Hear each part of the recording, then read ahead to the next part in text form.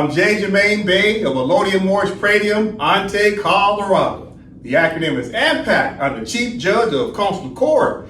Today is Class 192. Class 192. What did we learn in Class 191? Well, we started to take a deeper dive to at least get a basic understanding of what's commonly known as the legal statuses of a subject versus a citizen, right?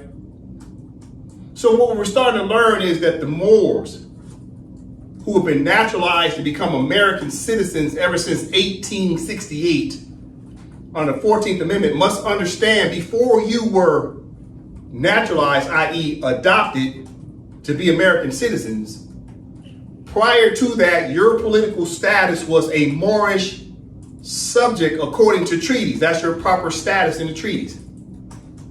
And what happened is the United States of America adopted the Moors and gave them what's commonly known as citizenship through naturalization. So in the 21st century, the Moors today are what?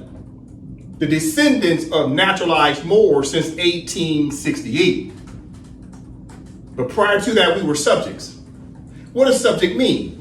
Subject mean potentially we as Moors had not pledged our allegiance to the Empire of Morocco as a state, even though some of the Moors pledged their allegiance directly to have what's commonly known as a political tie directly to the Sultan of the Empire of Morocco.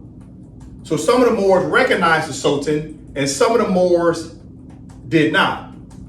However, the Sultan of the Empire of Morocco was still claiming territories, meaning land, and all the inhabitants, which were the Moors themselves, but we were all Moors.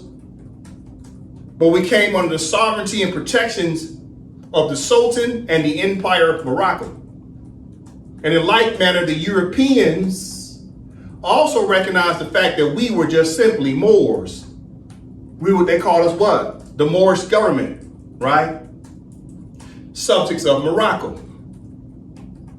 But the problem is the Moors were not taking the time to fundamentally understand that the world was evolving. The world evolved where countries and states started to lay claim to not only land, but also to its inhabitants. That way everybody will come under one nationality within that territory. So the Moors failed at understanding what's commonly known as nationality. The Moors were playing still a game of tribes and clans instead of understanding the statehood game. So we fell behind in our understanding. Whereas the Europeans and the Arabs moved forward with the word state and they put everybody under one nationality. And the Moors were still running around talking about they had 1,000 different tribes instead of one state that recognized our nationality to become patriots of our mother country. So in class 191, you must understand, we must know the basic understanding of subject versus a citizen. And citizen, another word for citizen is national. The United States made us citizens of the United States. But now we have to repatriate back to our own state to become what? Moroccan nationals of the Empire of Morocco. We have to get out of the naturalized status of being Americans and come back to be Moroccans. That must be understood, all right? Because the word subject is a status where you're pretty much a third-class citizen. Subjects don't have the same power as citizens. Subjects have what's commonly known as privileges, where the citizens have what's called full rights. Another word for citizen is national. So nationals have full rights and subjects have limited privileges.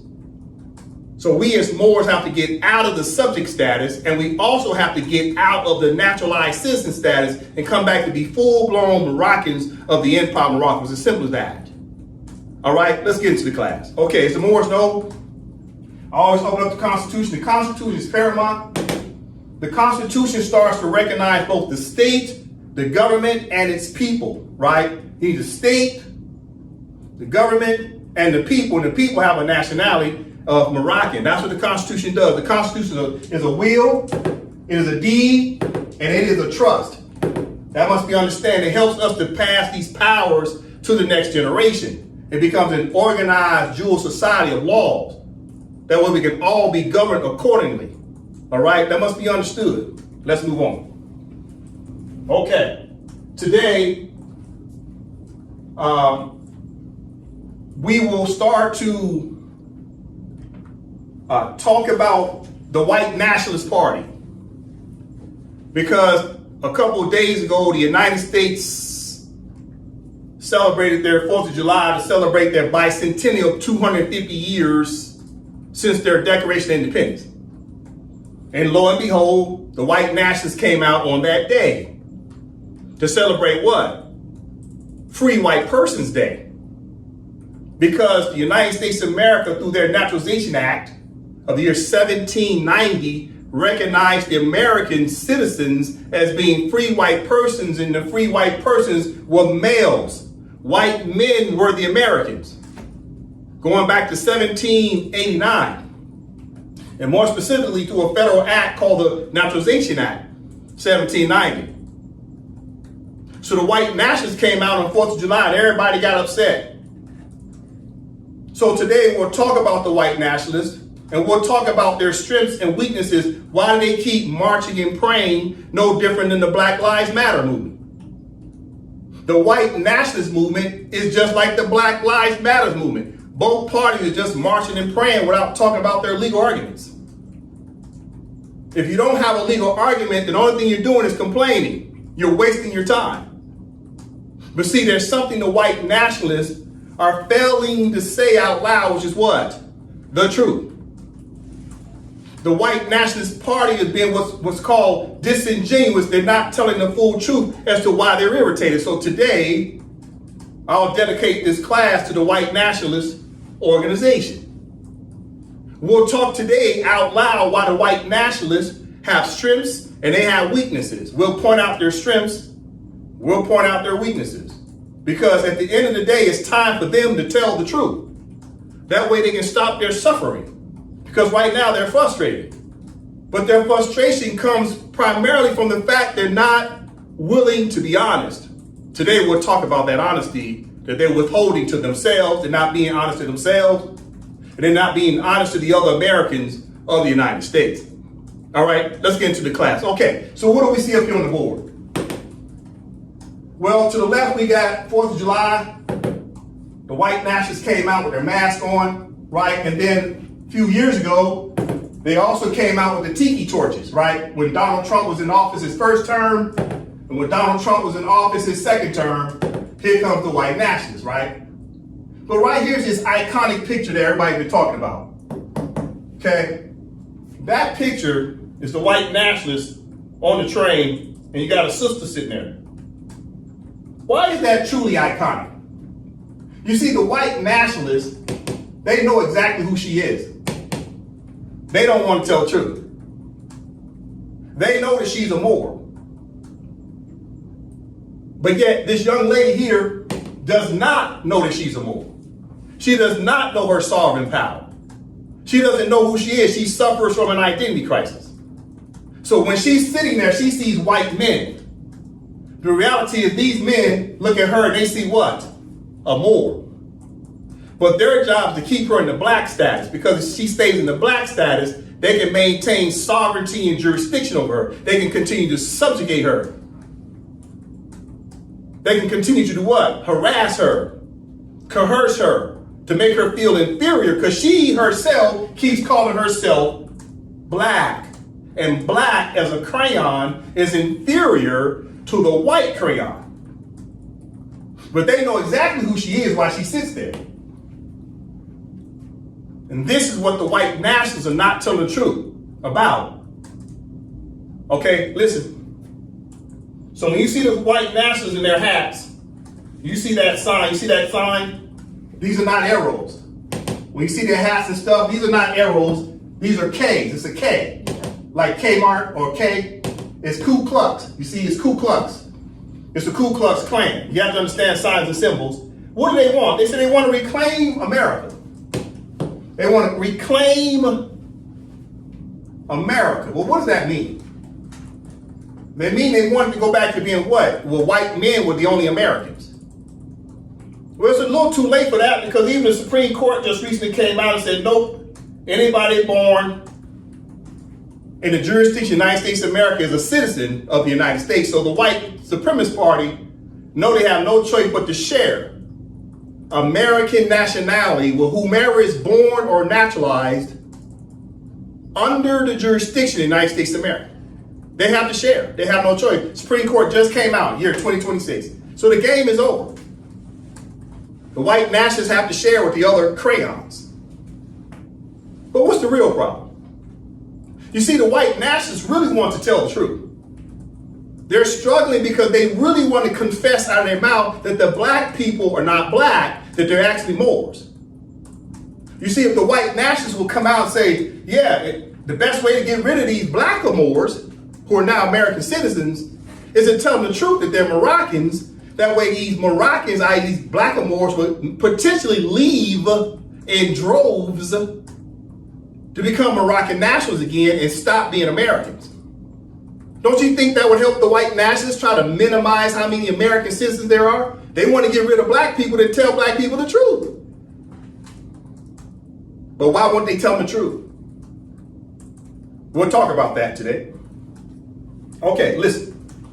What's the real problem? Let's talk about the problem and solution. Here's the real problem. Here it is. The problem is this.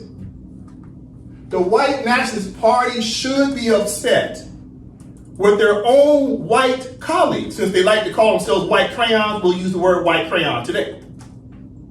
The white nationalist party knows that the white man's been running around pretending to be the Moors. These white men of the Masons and the Shriners are wearing Moorish fezzes, pretending to be Moors. So the white nationalist party, listen, because I got to school the white nationalists, and it's time for them to tell the truth. The white nationalists, Tiki Torch, should be upset with their own people.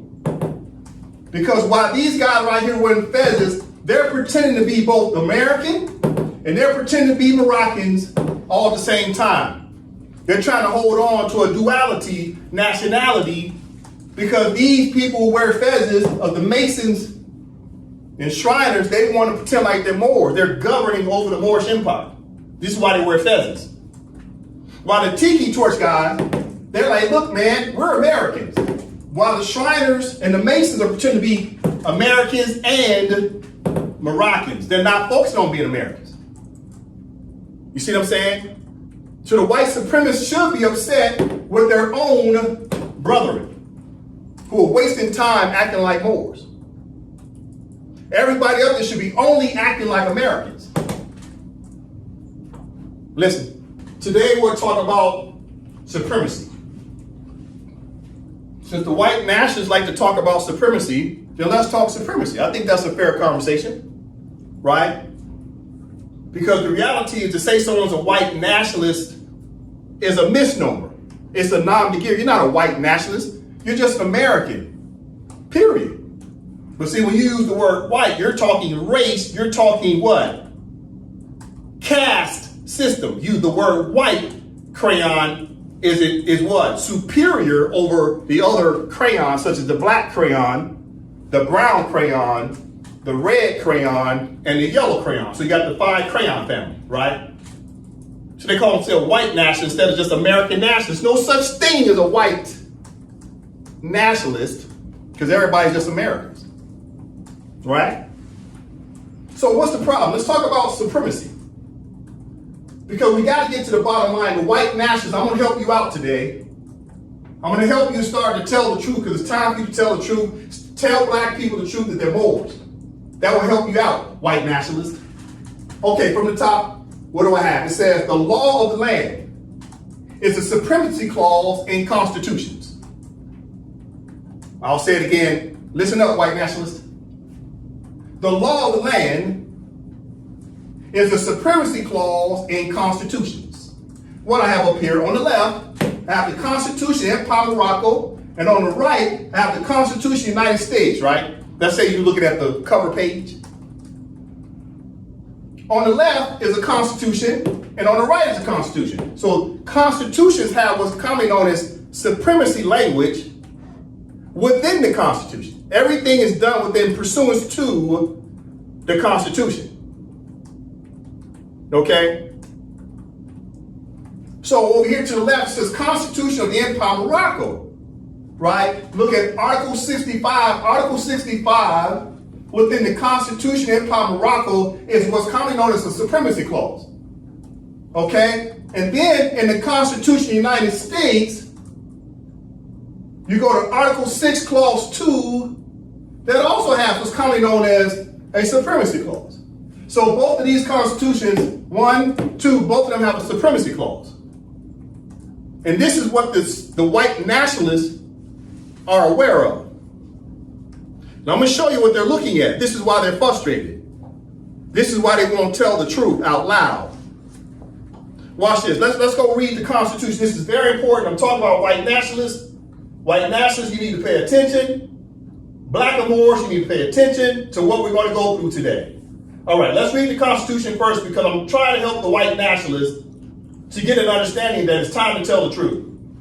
Okay, what I have up here, here's the cover page of the Constitution of the Empire of Morocco. We're going to go down to Article 65, okay? So Article 65 is a supremacy clause within the Constitution of the Empire of Morocco. Okay, Sister Nova from the top. Article 65. 1. Treaties or international agreements duly ratified shall prevail over acts of the House upon publication. All treaties made or which shall be made under the authority of the Empire of Morocco shall be the supreme law of the land. The judges of the empire and the internal states shall be bound thereby.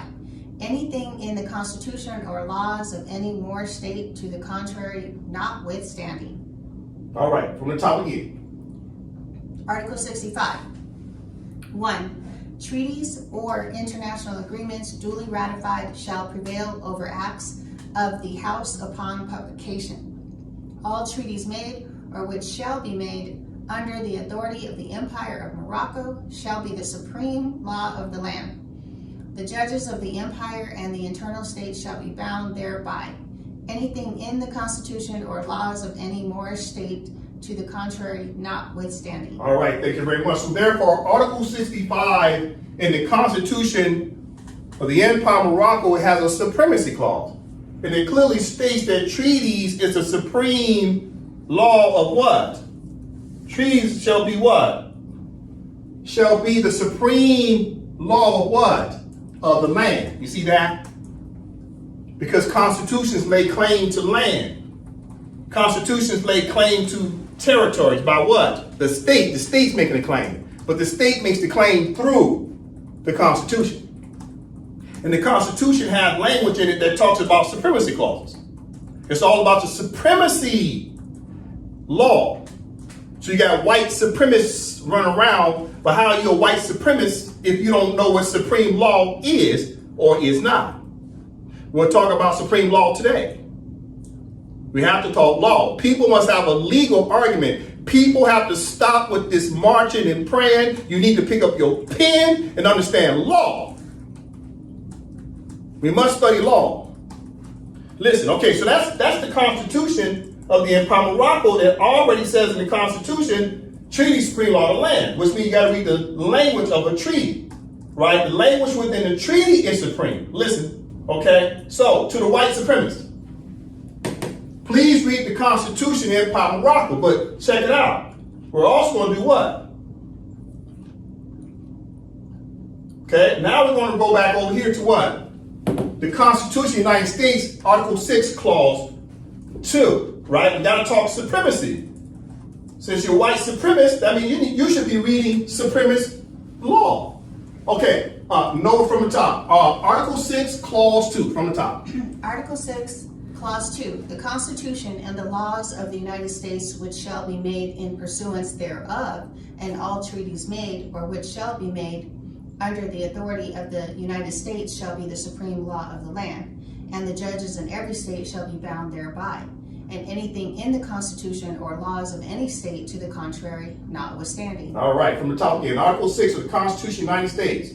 Article 6, Clause 2. This Constitution and the laws of the United States which shall be made in pursuance thereof, and all treaties made or which shall be made under the authority of the United States shall be the supreme law of the land, and the judges in every state shall be bound thereby, and anything in the Constitution or laws of any state to the contrary notwithstanding. All right, so to the white supremacist, since you think you understand supremacy, let's talk supremacy.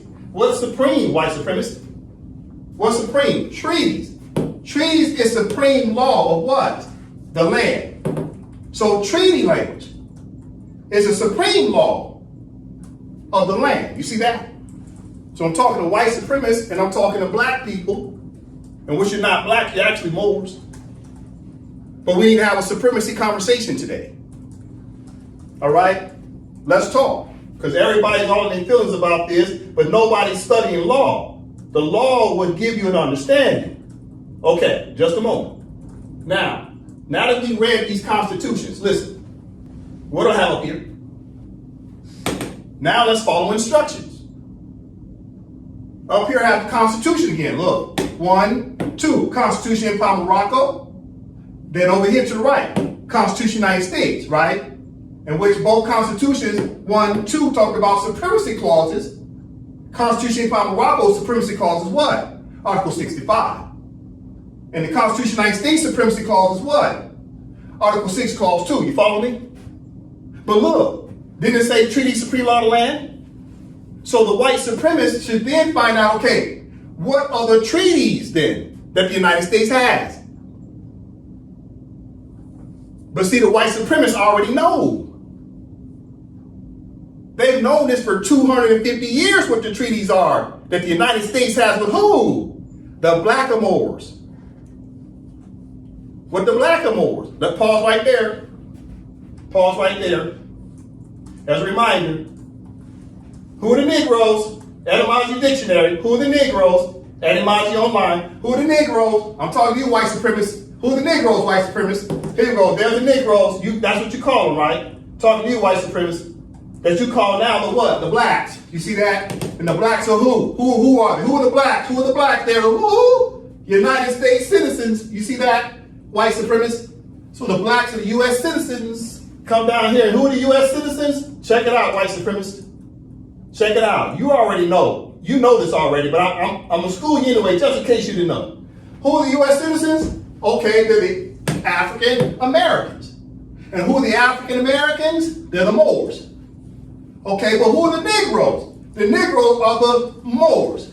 And who are the blacks? The blacks are the black Moor. The blacks are Moor. Therefore, the blacks are who? The Moors. So African Americans are Moors, Negroes are Moors, and black Moors are Moors, i.e. U.S. citizens.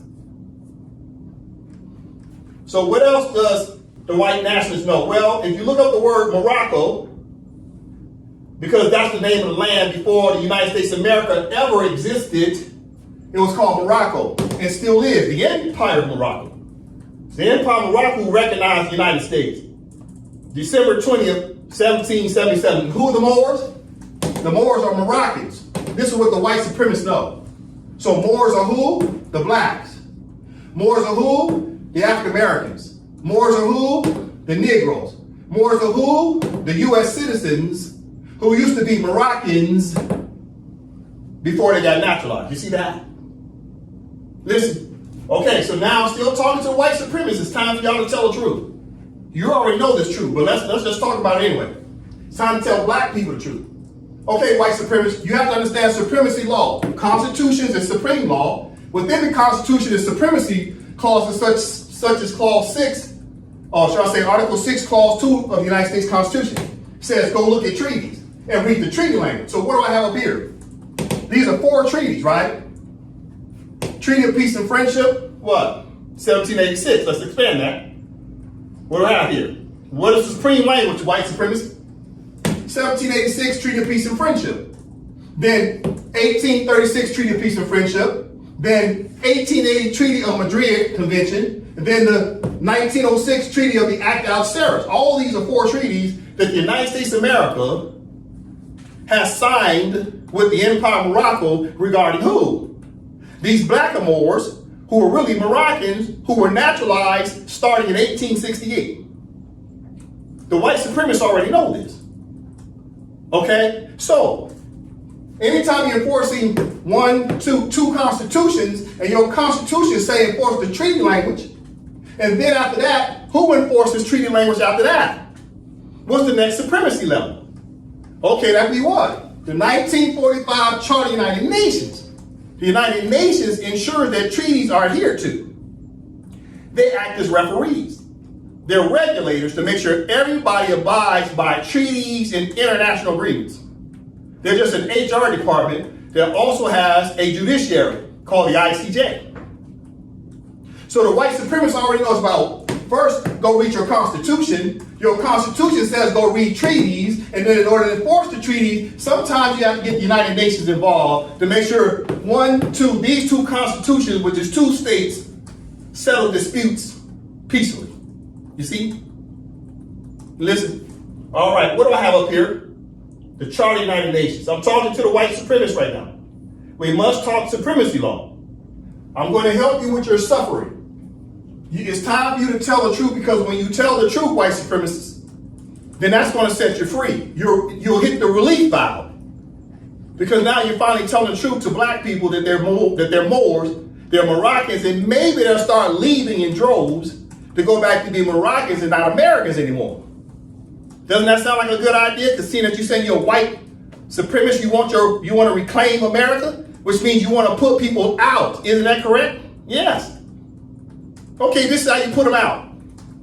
Tell them the truth and let black people make a decision whether they want to remain Americans or they want to be Moroccans. But the white supremacists need to stop marching and praying and get on a microphone and tell the truth. Read these laws out loud, white supremacists. We're talking about the treaties today. We're talking about the charter now. Listen, what's happening, white supremacists? But the white supremacists, what I'm about to show you, the white supremacists already know this information. But I'll pretend like a handful of them don't. Listen, the Charter of the United Nations is once again what? Supremacy law. International law supersedes and preempts state laws if state laws have any laws that contradict international law. That must be understood. Any state law that undermines international law, that state law is void. It gets overruled by international law because it's a violation of international law. The United States of America and the United States, which is their federal government, are parties to the Charter of the United Nations. Therefore, the United States of America, since they ratified the Charter of the United Nations and they sit there as a member of the United Nations, that means they have to adhere to the strict sense of the Charter of the United Nations as international law.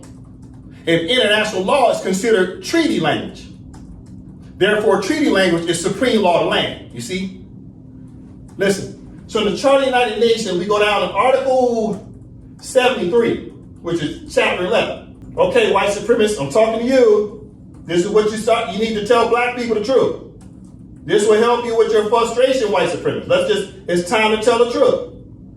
Okay? So what we need to do, white supremacists, when you get on the microphone, please read this out loud to black people. Instead of marching and praying, start reading law out loud so black people will see what the law is.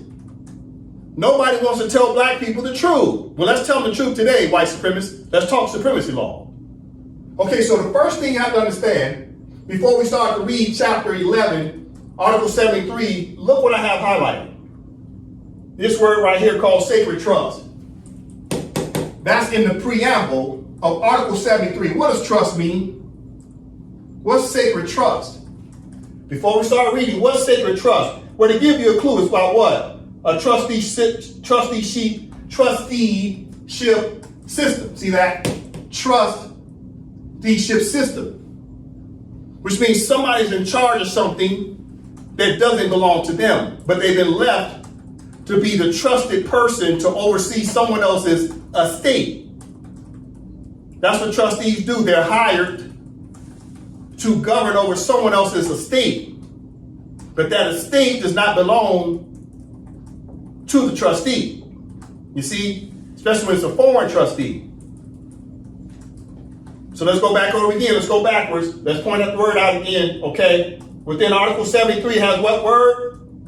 Sacred trust. See, this is what the white supremacists know that the United States of America is maintaining a trust status over this territory that belongs to the Empire of Morocco. Okay? All right, from the top, Brother Dre, let's learn what the white supremacists know that they should be reading out loud to black people right here. Chapter 11, Declaration regarding non-self-governing territories. Article 73. Members of the United Nations which have or assume responsibilities for the administration of territories whose peoples have not yet attained a full measure of self-government recognize the principle that the interests of the inhabitants of these territories are paramount and accept as a sacred trust. Pause. Take it from the top. Members of the United Nations which have or assume responsibilities for the administration of territories whose peoples have not yet attained a full measure of self-government, recognize the principle that the interests of the inhabitants of these territories are paramount and accept as a sacred trust. Pause. So what is it that the members of the United Nations which have or assume responsibility for the administration of territory? What's territories? Isn't that land? So we're talking supremacy, what? Supreme law, what? The land, territories is land. So right here what it's saying is the Charter of the United Nations is giving the United States of America as an example. Article 73 makes it permissible for the United States of America and its federal government and its several union states to maintain a trusteeship status as administrators over the territory.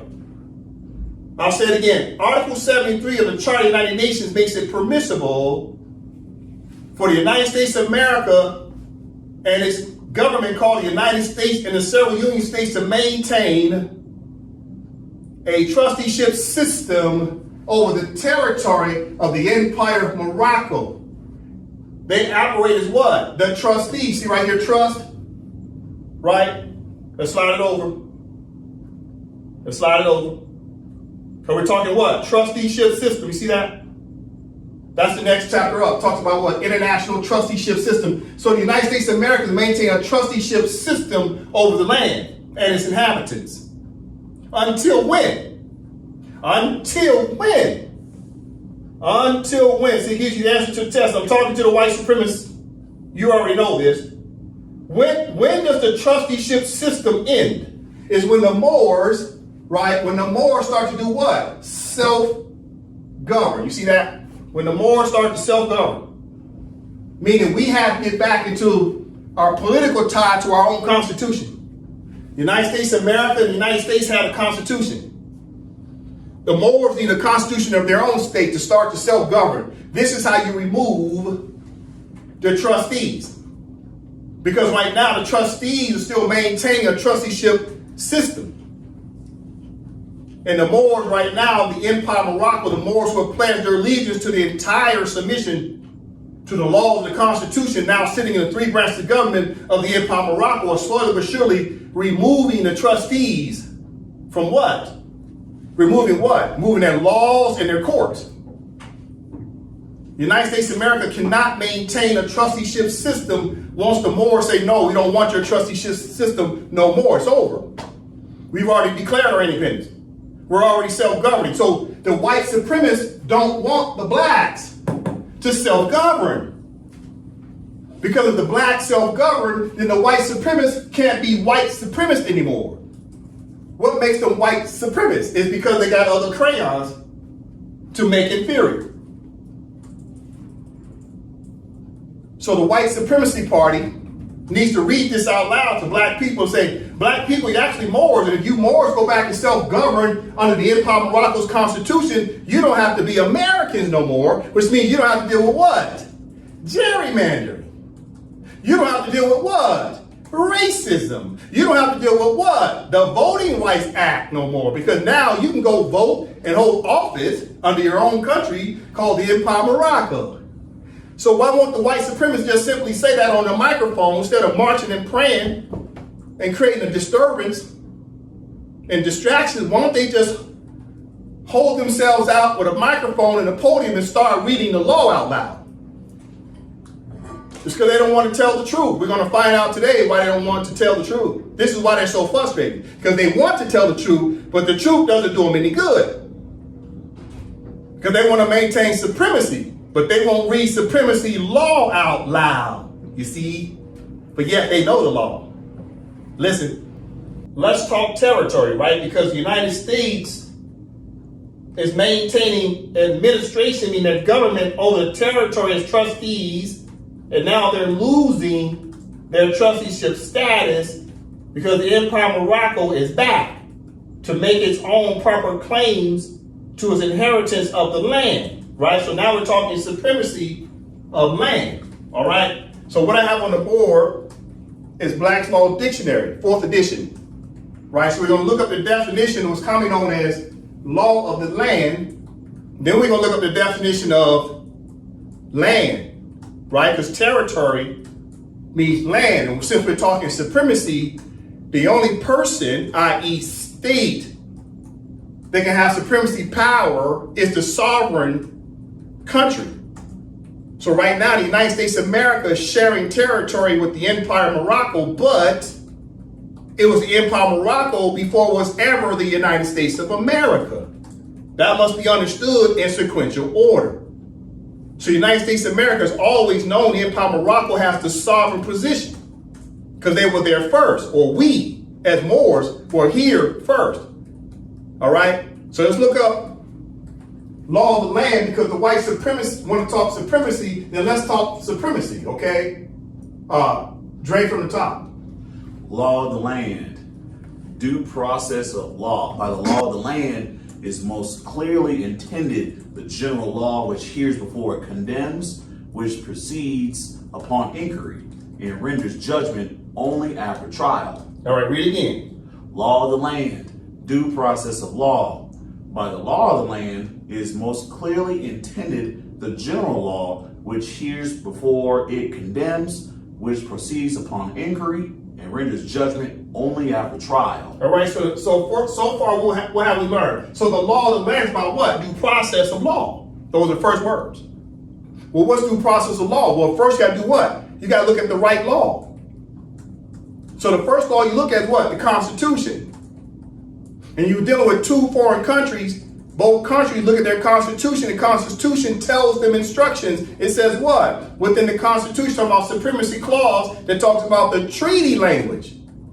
It's a supremacy language you use between two countries.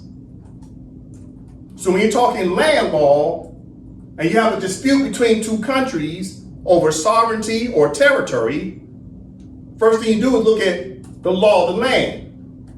And what's the law of the land? Constitutions and then treaties, because the Constitution tells you to look at treaties. All right, so due process is about looking at the proper law. Also, due process means you must go to the proper court regarding the law. So within the treaties between the United States of America and the Empire of Morocco, it says consular court is the appropriate venue, meaning the appropriate court that you go to settle disputes, any dispute. You see, okay, from top again. Law of the land, due process of law. By the law of the land is most clearly intended the general law which hears before it condemns, which proceeds upon inquiry, and renders judgment only after trial. Meaning if you want to enforce due process of law, go to court. And let the court hear your complaint. Stop the marching and praying, Black Lives Matter. Stop marching and praying. Stop marching and praying, white nationalists. If you got an issue, utilize due process of courts. But now everybody keeps marching and praying because they just want to be seen, they want to be heard, but they don't understand their own legal arguments. Let's talk supremacy today of law. That's your legal argument. It's supremacy law. What is supreme law? Supreme law is what? Constitutions, treaties, and the Charter of the United Nations, meaning international law. So you got constitutions, treaties, and international law. That's supremacy law. So where's your legal arguments, white supremacist? Where's your legal arguments, Black Lives Matter? No, it ain't about your feet. It's about your think. You must put what? Your think to ink. Your think to ink with your legal arguments. Let's continue. Okay, law of the land. Let's continue reading. Law of the land. Right here, Greg. It means due process of law warranted by the Constitution, by the common law adopted by the Constitution, or by statutes passed in pursuance of the Constitution. One more time. It means due process of law warranted by the Constitution, by the common law adopted by the Constitution, or by statutes passed in pursuance of the Constitution. All right, so I'll read from the top. The law of the land means due process of law, warranted by the Constitution, by the common law. What's common law? That's the judges. We'll talk about common law today. The judges are bound to enforce the treaties. Judges are bound to enforce the Constitution. So common law, you see the word common law? You see right there? The common law? Common law, that represents the judges are now hearing the merits of the case. And the judges will pass judgment. They'll give a ruling based upon the law, due process of law. That must be understood. We're talking supremacy law because white supremacists, they want they say they want to reclaim America. Well, how do they do that? They must enforce the supremacy law. What about the supremacy law? Well, the white supremacists should be saying the United States is not telling these black people that they're Moors. I'll say it again. The white nationalist party should bring up a civil lawsuit against the United States if the white nationalist party are saying that black people cause them harm because of civil rights bills. Because this is what they're saying. The civil rights hurt the white man. Oh, really? Okay, where's your lawsuit? Why aren't you suing the United States? If in fact you think the civil rights bills violated your rights as a white American. Stop the marching and praying and go tell the truth. Go sue the United States if you think they harmed you. Where's your legal arguments? Where's the supremacy law that you're invoking? You see what's happening? All that marching and praying don't mean nothing. Where's your legal arguments? Where's your pen, white supremacists? You know the law, but see, you don't want to talk about the law. Why? Because you know when you start to talk about supremacy law, it's going to expose these treaties, and these treaties refer to these black people as Moors. Listen. Okay, so that's the law of the land. Now let's look up land. Let's look up the word land. Listen, white supremacists. I know y'all already know this, but let's talk about it anyway, just in case a handful of you don't know this. Okay, Brother Dre from the top. The definition of land, Black's Law Dictionary. We're listening.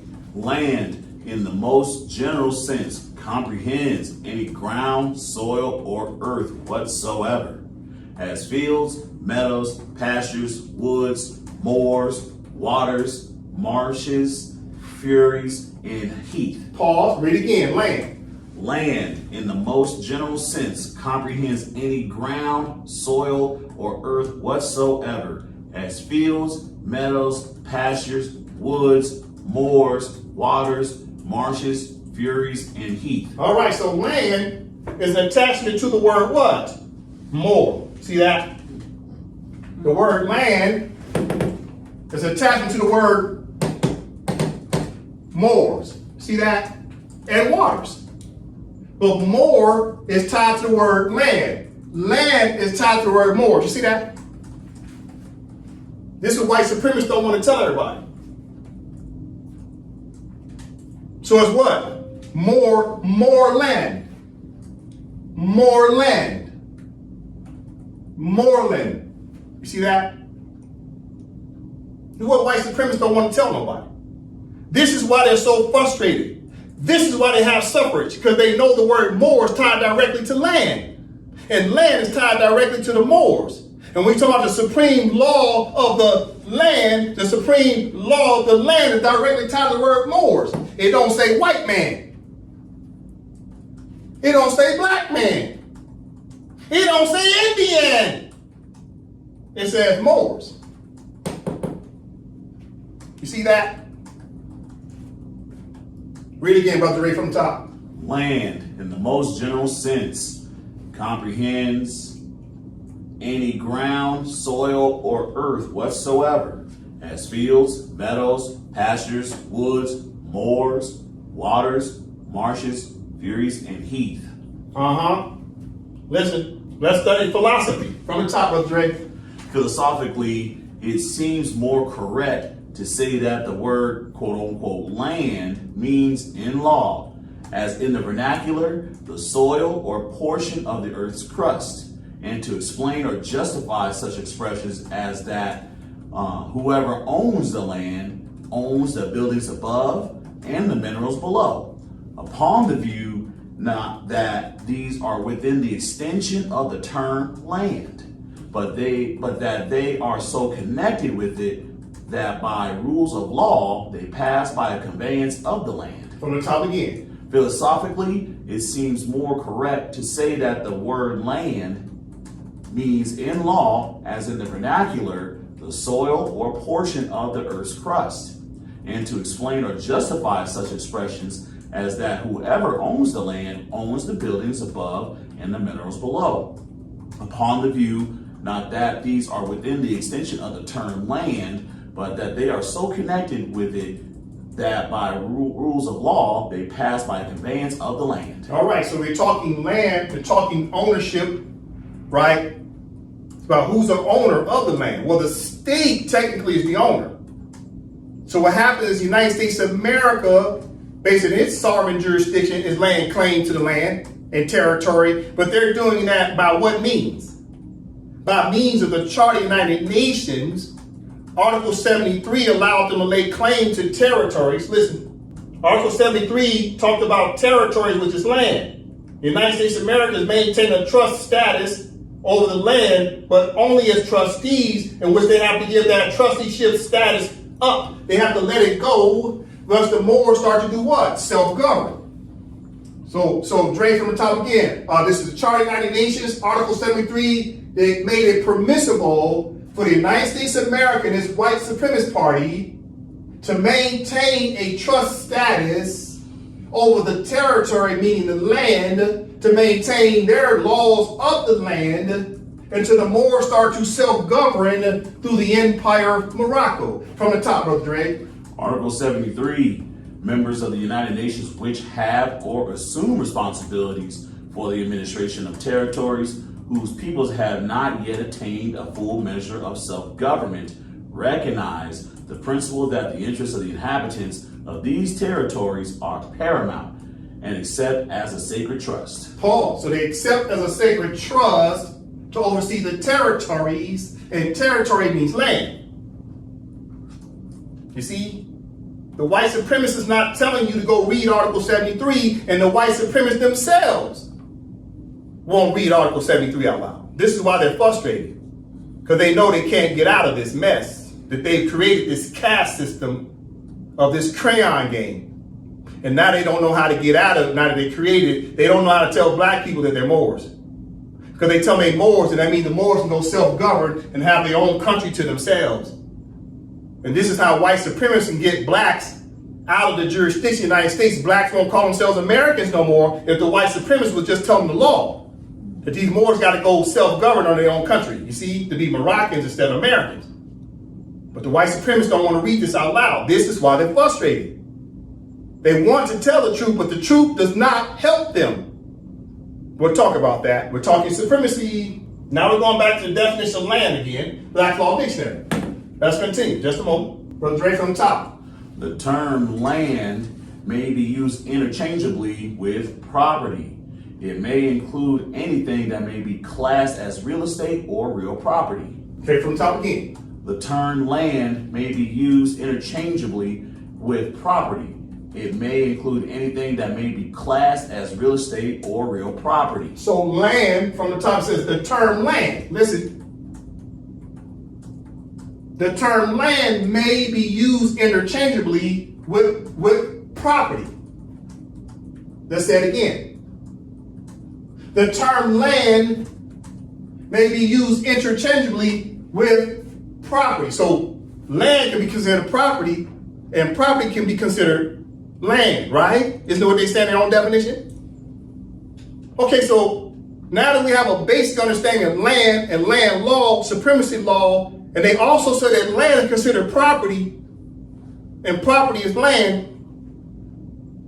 Now we need to understand in the Treaty of Peace and Friendship why the white supremacists are so upset. They know the United States of America has already agreed to return the property. The United States of America has already agreed in the Treaty of Peace and Friendship of 1786 and 1836 that they would do what? Return property to its rightful owner. Listen, we're talking supremacy. This is what the white supremacists don't want to tell you, but they're upset. They don't know what to do with themselves, so they want to keep everybody in the crayon game. All right? Okay, what do I have up here on the screen? This is the National Archive. It's called Founders Online. And right here, you'll see it says the Moroccan-American Treaty. You see that? The Moroccan-American Treaty. So the Moors, M-O-R, the Moors are Moroccans. And the Americans, George Washington's people, and the descendants thereof are the Americans. Okay? But unfortunately, the Moroccans, which are the Moors, have been what? Naturalized under the jurisdiction of the United States of America's country as Americans. So the Moroccans now call themselves the Americans, which basically made the word Moroccan what? Obsolete for years. Because the Moors would not call themselves Moroccans. The Moors would call themselves what? Americans. So the white supremacists really want, the white supremacists of the United States of America wants the Moors to no longer be Americans. They want the Moors to actually go back to being Moroccans, but they know the word Moroccan has the sovereign position to the left. The Americans are to the right. Anytime you see the country name to the left, that's the sovereign in the contract. The person has the supremacy position. This is why the white supremacists are upset, because they want to tell black people that they're Moors, but if they tell them they're Moors, the blacks are going to find out they're Moroccans. The Moroccans have superior position. You see that? So this is why when you look at the treaty, Moroccan-American Treaty of Peace and Friendship of June 28, 1786, now you go down to Article what? 22, because we're talking land, we're talking property. Listen, we're talking land, we're talking property, because it said land and property are interchangeable words, right? Land and property are interchangeable words. Okay, Article 22, Noah, from the top. 22. If an American citizen shall die in our country and no will shall appear, the consul shall take possession of his effects, and if there shall be no consul, the effects shall be deposited in the hands of some person worthy of trust, until the party shall appear, who has a right to demand them. But if the heir to the person deceased be present, the property shall be delivered to him without interruption. And if a will shall appear, the property shall descend agreeable to that will, as soon as the consul shall declare the validity thereof. All right, so within the treaty, it talks about the word what? Property. See that? Talks about the word property. Property shall descend agreeable to that will. So the property, remember now, land and property are interchangeable, right? So the United States of America is in a bilateral treaty with the Moors, where the Moors get to make a claim to the land as long as they appear with what? A will. And what is the Moors' will? It's the Constitution. You see, listen, the Moors' will is the Constitution. That's the will. The will of the people is the Constitution. Right here. See that? Because the Constitution, what? It is a will. It is a deed. It is the trust, which now removes the United States of America's trusteeship system in their administrative government from having direct jurisdiction over the inhabitants, and the inhabitants are actually the Moors, but the Moor had to pledge his allegiance to the Constitution in order to be protected under the Constitution and its jurisdiction. But the Constitution, the Moors operate through the Constitution because the Constitution is the will of the people, the will. So Article 22 of the Treaty of Peace and Friendship automatically gave us a treaty right to make a claim, because now that we are who? We are the heirs, right? Now the property comes back into the hands of a person worthy of trust because of the Constitution that identifies the parties, which is the Moroccans. From the top, we're going to read Article 22 again. Now remember now, it's going to start off saying if any American citizen shall die. However, when you read a treaty, it's in like manner, right? Vice versa says, okay, if any Moroccan shall die. So if Moroccans die, so how do we die as Moroccans? We got naturalized to become Americans. Our nationality was set aside. It was in a shallow grave. It was moot. It was obsolete. So it didn't die, but it was in what? A morgue. It was in a morgue. You know what a morgue is? Okay, listen. Okay, know it from the top. What's a morgue? Morgues as temporary climate-controlled facilities. A morgue is indeed a temporary climate-controlled facility designed to store deceased human remains under controlled low temperatures until further arrangements are made. Pause. Read again. Morgues are temporary climate-controlled facilities. A morgue is indeed a temporary climate-controlled facility designed to store deceased human remains under controlled low temperatures until further arrangements are made. All right, so the morgue is where you just simply sitting in a casket waiting to go on the ground. It's a halfway house. That's what the morgue is before you go into the cemetery ground. You're in a halfway house. But while you was alive, you was also somewhat dead. So there's two different statuses. You can be dead civilly, and you be dead altogether. Listen, we're talking law. Stay with me, be patient. I'm talking law. This was happening to our people. This is what the white supremacists don't want to tell you. Listen, let's look up civil leader mortuus. Pay attention, follow me. Brother Dre from the top. Civil leader mortuus means civilly dead, a legal status in which a living person is treated as if they have died for purposes of civil rights and legal participation. Definition and core meaning. The Latin term civil leader mortuus literally translates to civilly dead and refers to a legal doctrine where a person, though physically alive, loses all civil rights and legal capacities. This includes the ability to own property, enter contracts, vote, hold a public office, sue or be sued, and inherit. Essentially, the individual is treated as legally non-existent in civil society, with courts and governments regarding them as if they were dead for legal purposes. Pause, take it from the top. Civil leader mortuus means civilly dead, a legal status in which a living person is treated as if they have died for purposes of civil rights and legal participation. Definition and core meaning. The Latin term civil leader mortuus literally translates to civilly dead and refers to a legal doctrine where a person, though physically alive, loses all civil rights and legal capacities. This includes the ability to own property, enter contracts, vote, hold public office, sue or be sued, and inherit. Essentially, the individual is treated as legally non-existent in civil society, with courts and governments regarding them as if they were dead for legal purposes. All right, so what's happening? So blackamoors, meaning black people who call themselves black, but you're not black, you're a Moor. The Moors became civil leader mortuus. You see the Moor? Blacks became what? Civil leader mortuus. Mortuus mean what? You're dead, you're stiff, right? Rigor mortis, rigor mortis.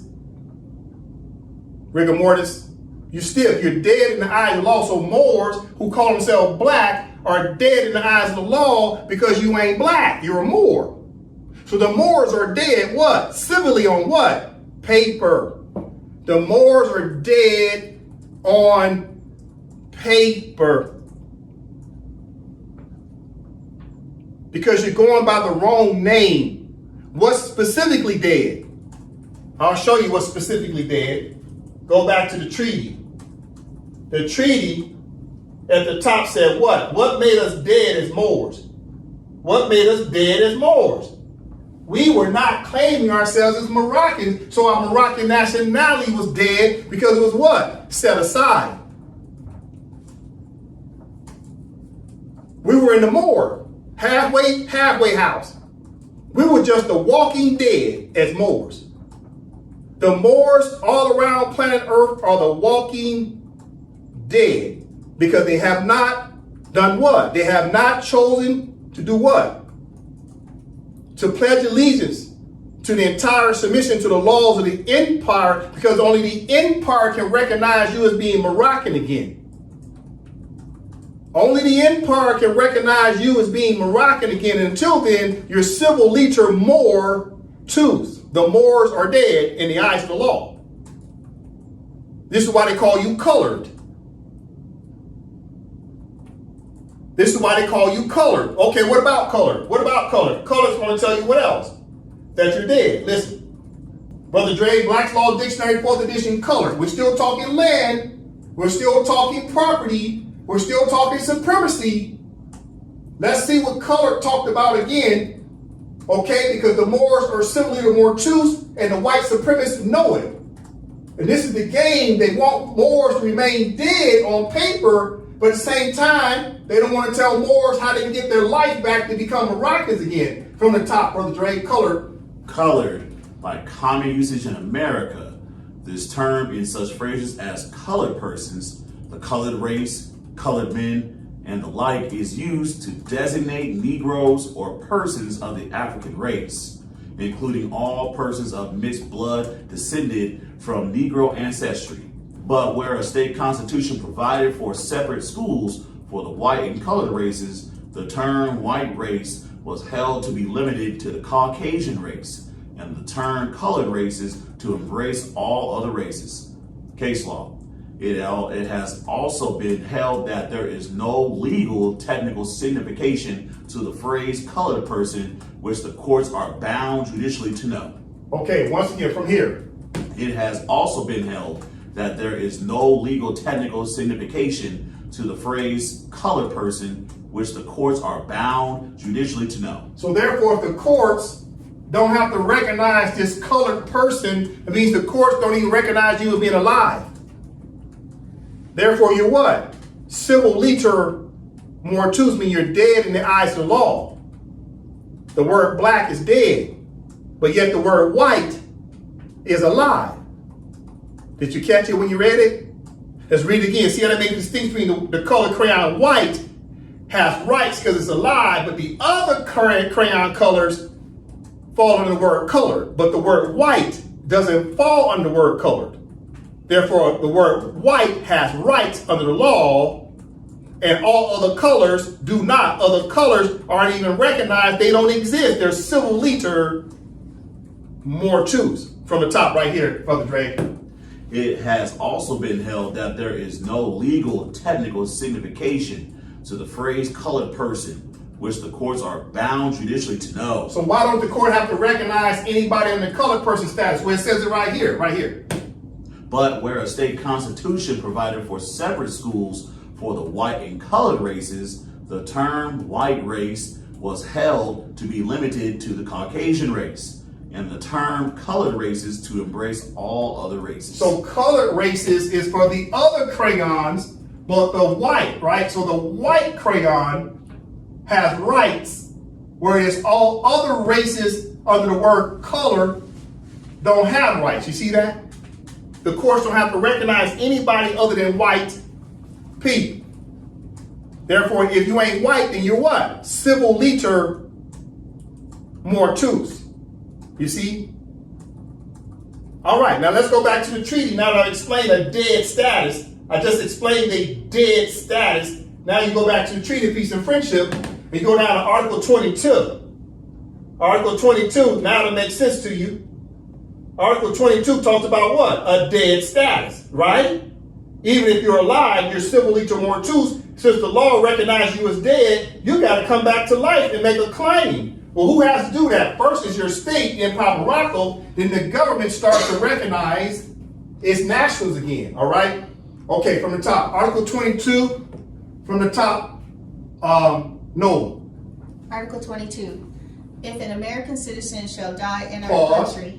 So now we're changing to say what? Moroccan. If a Moroccan citizen or Moroccan national, okay? Let's replace the word American citizen with American citizen or American national. Take from the top. Article 22. If a Moroccan national shall die in our country, and no will shall appear, the council shall take possession of his effects, and if there shall be no consul, the effects shall be deposited in the hands of some person worthy of trust until the party shall appear who has a right to demand them. But if the heir to the person deceased be present, the property shall be delivered to him without interruption, or if a will shall appear, the property shall descend agreeable to that will as soon as the consul shall declare the validity thereof. All right, so we're talking what? Property, right? Property means land. Property means land. And property also means what? Possession. Possession. But somebody died. See that? So now the Moors are no longer civil legal mortals when they do what? They pledge their allegiance and repatriate back to the Empire of Morocco to get their Moroccan nationality back. Now they become what? Full life. You go from a dead status to life. But what's really making the claim is the Empire of Morocco as a state. The state name of the Empire of Morocco was civil legal mortals. Empire of Morocco was in a shallow grave. And now that it's emerged as a sovereign and independent country, now it can make a claim. It can make claim to its possessions, its property, which is what? Land. That's what the treaty says. This is what the white nationalists know. That the Moors, all they had to do is enforce their sovereignty through their treaties and constitution. That was the answer to the test.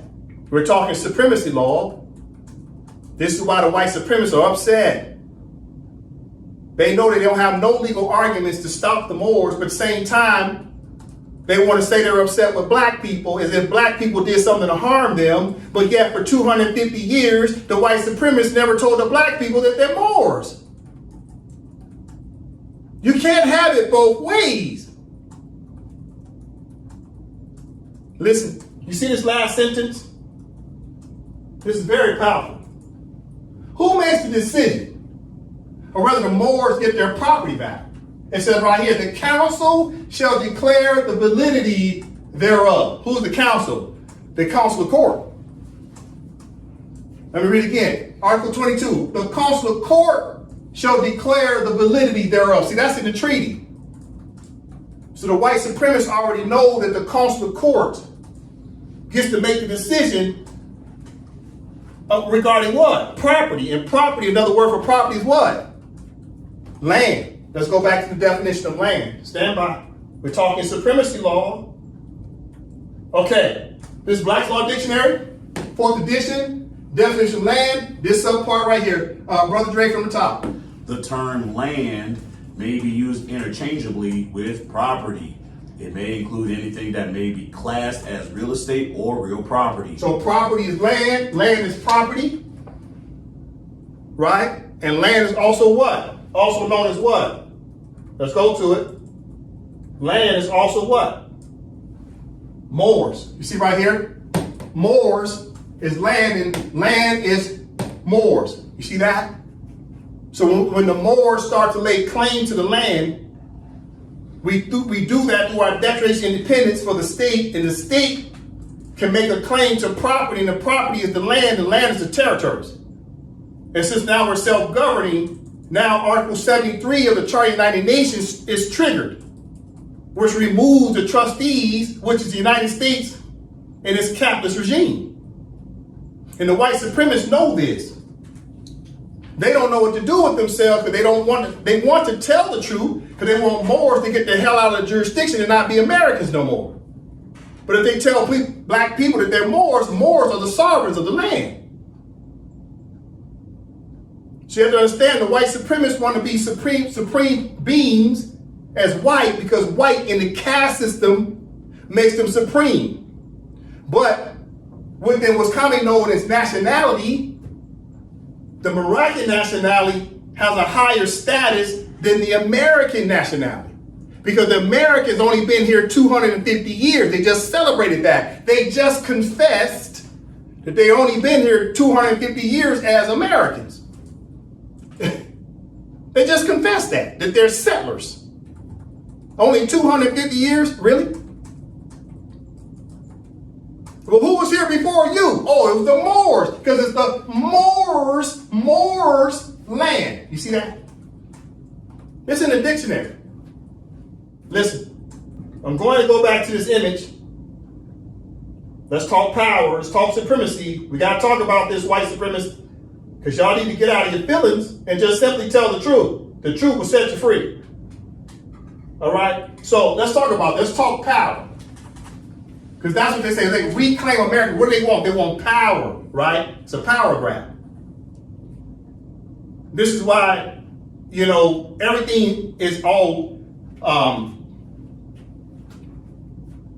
everything right now is pretty much hyperbolic.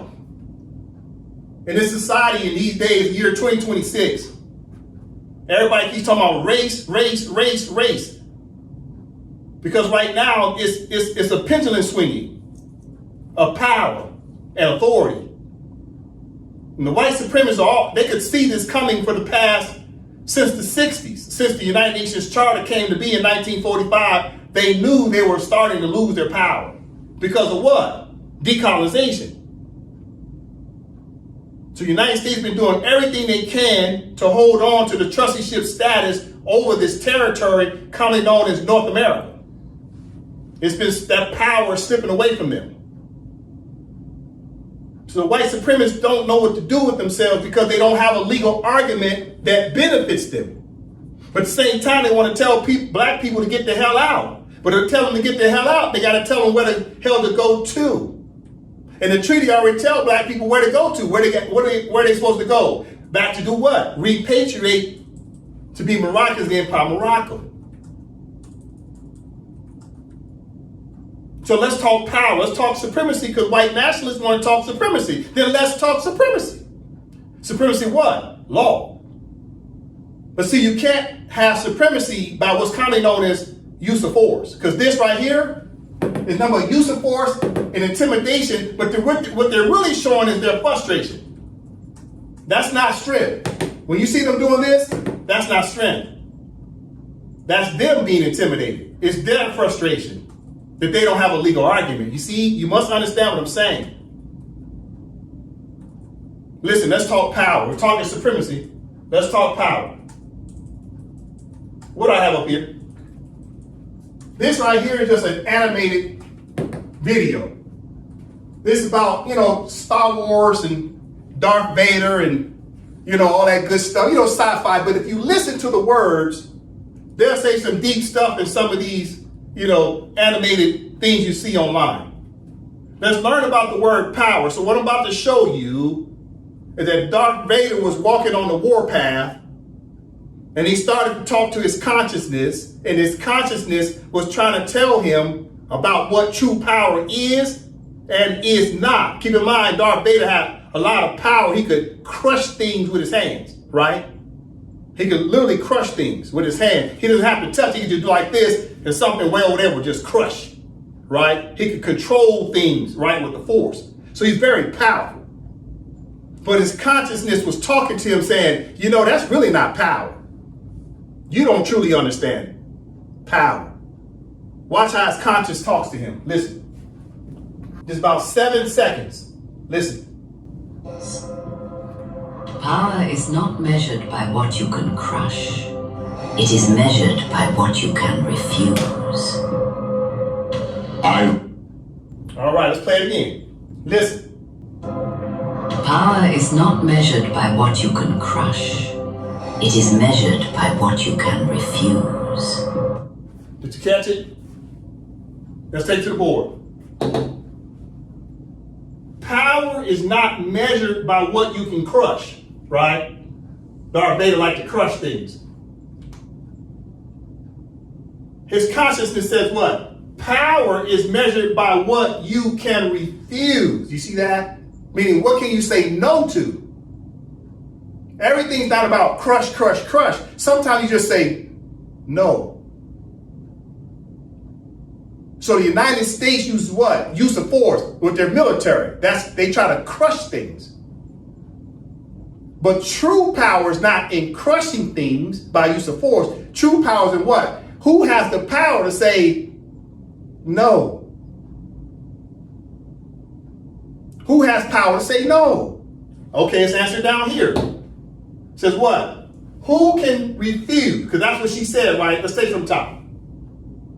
She says, power is not measured by what you can crush. Power is measured by what you can refuse. Okay, the question is this. Who can refuse? Refuse what? Power.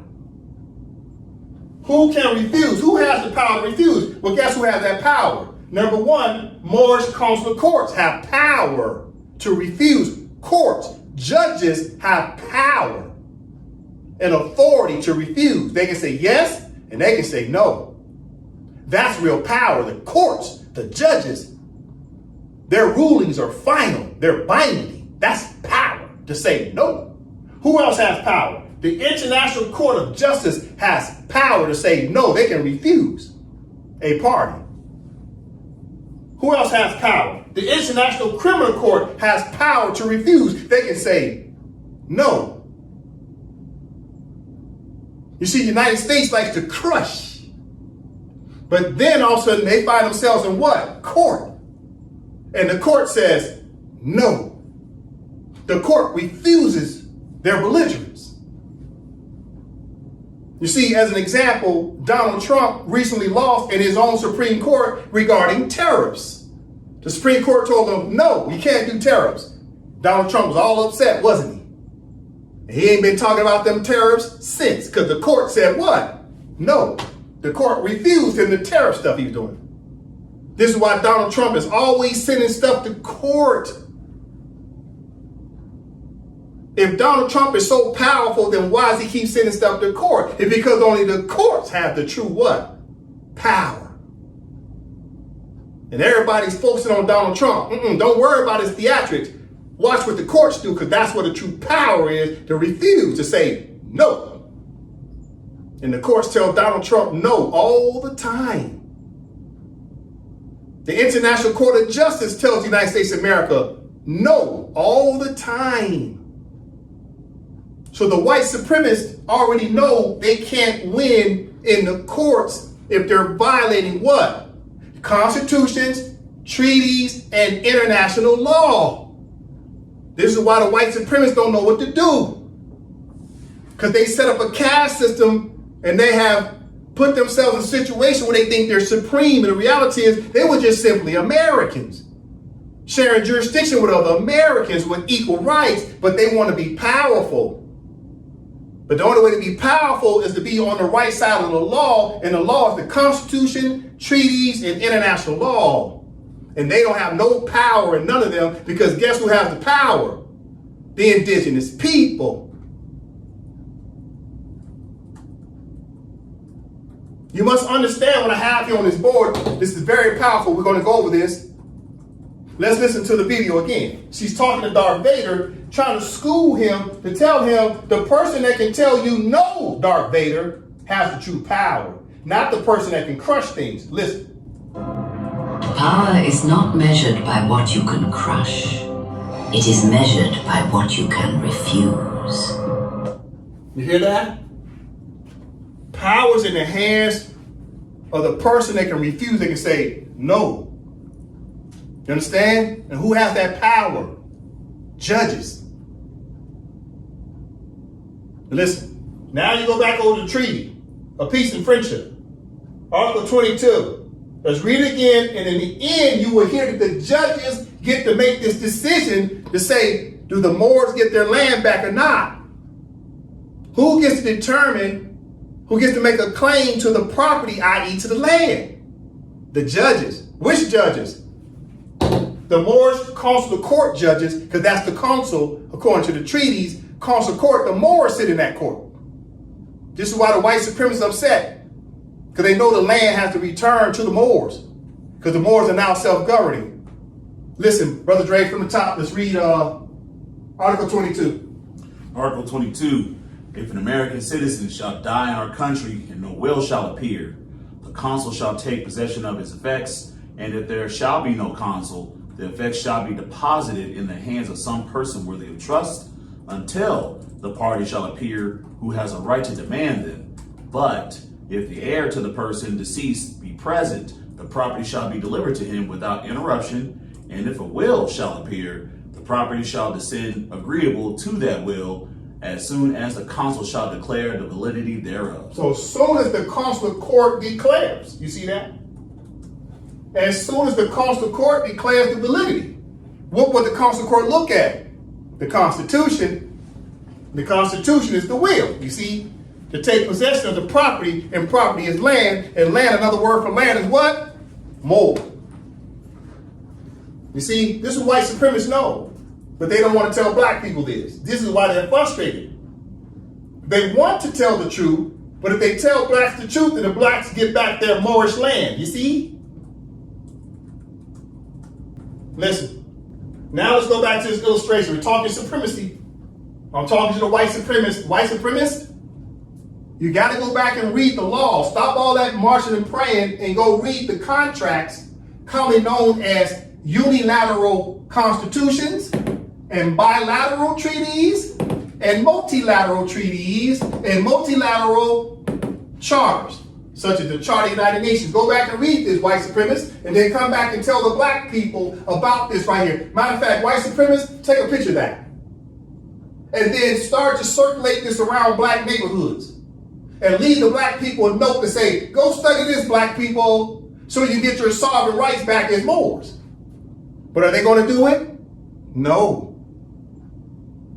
That's why they're frustrated.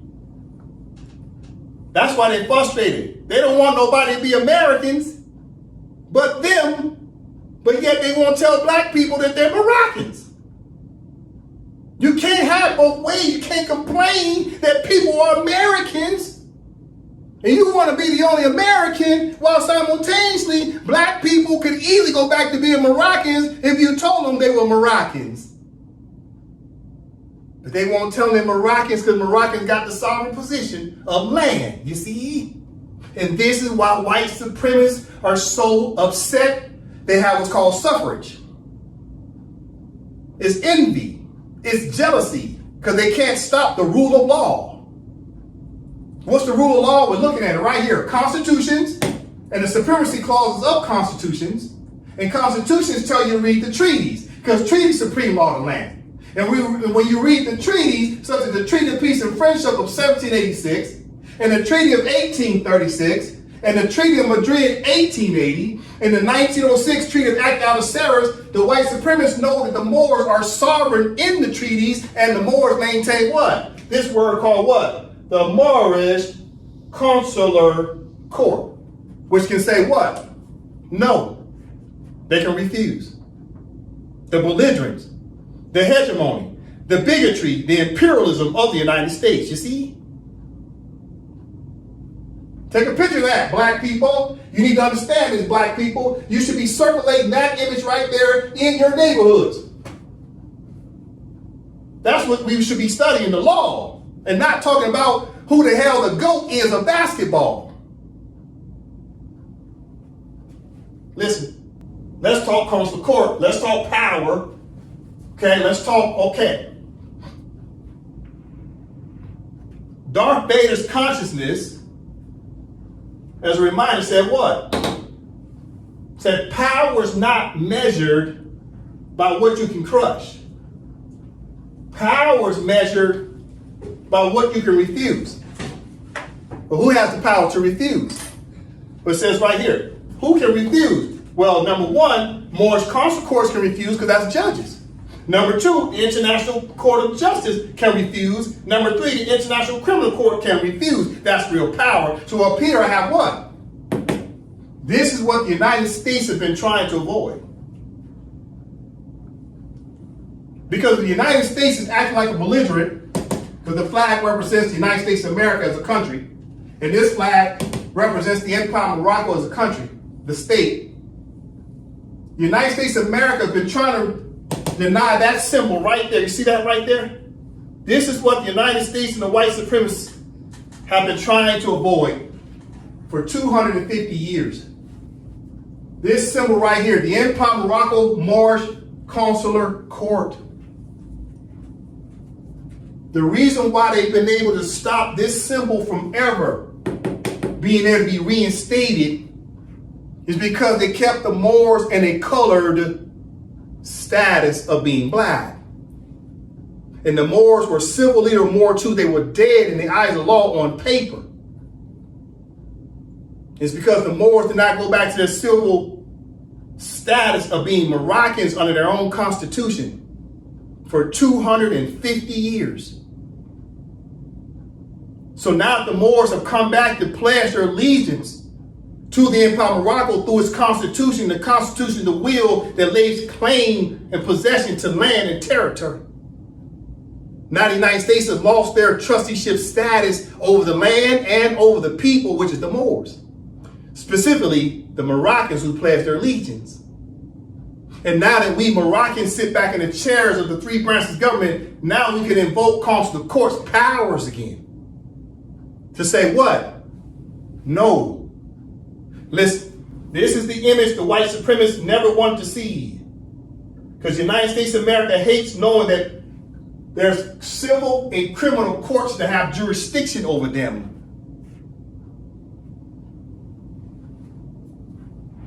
Listen, we've been talking about the oracle in the movie Matrix. Pay attention, this is important. No one can see beyond a choice they don't understand. That's what the oracle said in the movie Matrix. And you remember Neo stopped the bullets, right? We talked about this in the prior classes, right? How is it that Neo could stop the bullets? Because he had the power to say what? No. He could refuse. He didn't have to crush. He could just say what? I refuse. Refuse to do what? Play the game as if Agent Smith had real power. Agent Smith wanted to crush. Neo, all he had to do was say what? No. Listen. This is what Moors have to understand.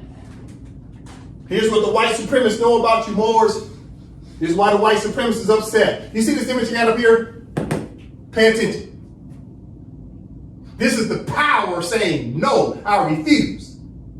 See, once you have knowledge of self, now you can say no. You see over here, Agent Smith was shooting at Neo. But once Neo realized he could control and say no, he just simply said it, no, and the bullet stopped. Because he did what? He changed the status of law. There were no bullets because there is no spoon. You can't bend a spoon. That's impossible. Just know that there's no spoon. That's the answer. Okay, that means what for bullets? There's no bullets. You can just say no. He finally realized that he was supreme. He had the supreme law because he was a coder. He could change the code. He could change the law. He had the supreme law in his possession. He became the supreme court. You see what he's wearing? He's wearing black. You see Agent Smith wearing black? Both of them wearing black. What does that represent? Don't judges wear black? They wear the black robe. So Neo's wearing black. Agent Smith is wearing black. Both of them think they're judges. They're both trying to have power to say no, to refuse. The question is, who has more power than the other? Who has the sovereign jurisdiction? And it ended up being Neo over Agent Smith. He just simply said no. Now look at this picture. Once Agent Smith shot the bullets and the bullets didn't work, didn't Agent Smith run up on Neo and try to then use some kung fu? What did Neo do? He just blocked him. You see that? First he said no to the bullets. Then when Agent Smith ran up, he just started blocking all of his punches. And he wasn't even looking. Here's Agent Smith, here's his Neo. He's looking this way. Agent Smith over here, and Neo's just doing this. No, no, no, no. He was refusing, wasn't he? He had the power. Agent Smith wanted to crush, but crushing is not real power. The question is, which judge of which jurisdiction has the power to refuse? They're both like judges here, fighting over what? Jurisdiction. Subject matter jurisdiction. And Neo finally woke up and realized he had the power to preempt and overrule Agent Smith. And all he had to do is do what? Say no, and no, and no and just block, block, block, block. That's what judges do. They block a belligerent party, stop them from the infringing against someone else's rights. The white supremacists know that all the Moors had to do is just come back into knowledge of self and just simply say no. No to what? Naturalization. Stop acquiescing as naturalized Americans and repatriate, become Moroccans again. And once you become Moroccans, now you can sit in what? The Moorish Consular Court to be a judge to say no. To what? The bigotry. Say no to what? Imperialism. Say no to what? Colonialism. Moorish Consular Court has the power to say no. And the white supremacists know it. Because they know the law. Listen. Who has power? We're talking supremacy. We're talking supremacy. You want to talk white supremacy? Then let's talk supremacy. Let's talk supremacy law. Who has the power to refuse, to say no? Okay, that would be who? Picture number 1, International Court of Justice. Picture number 2, International Criminal Court. Picture number 3, the AMPAC Morocco's Moorish Consular Court. Those three courts have subject matter jurisdiction regarding the particular subject matter over the United States of America. Because the treaties made it permissible for the Moors to have subject matter jurisdiction over the United States of America and its American officials and citizens. But the only way for the Moors to sit back into consular court, you got to stop saying you're black. You have to pledge your allegiance, say you're Moroccan.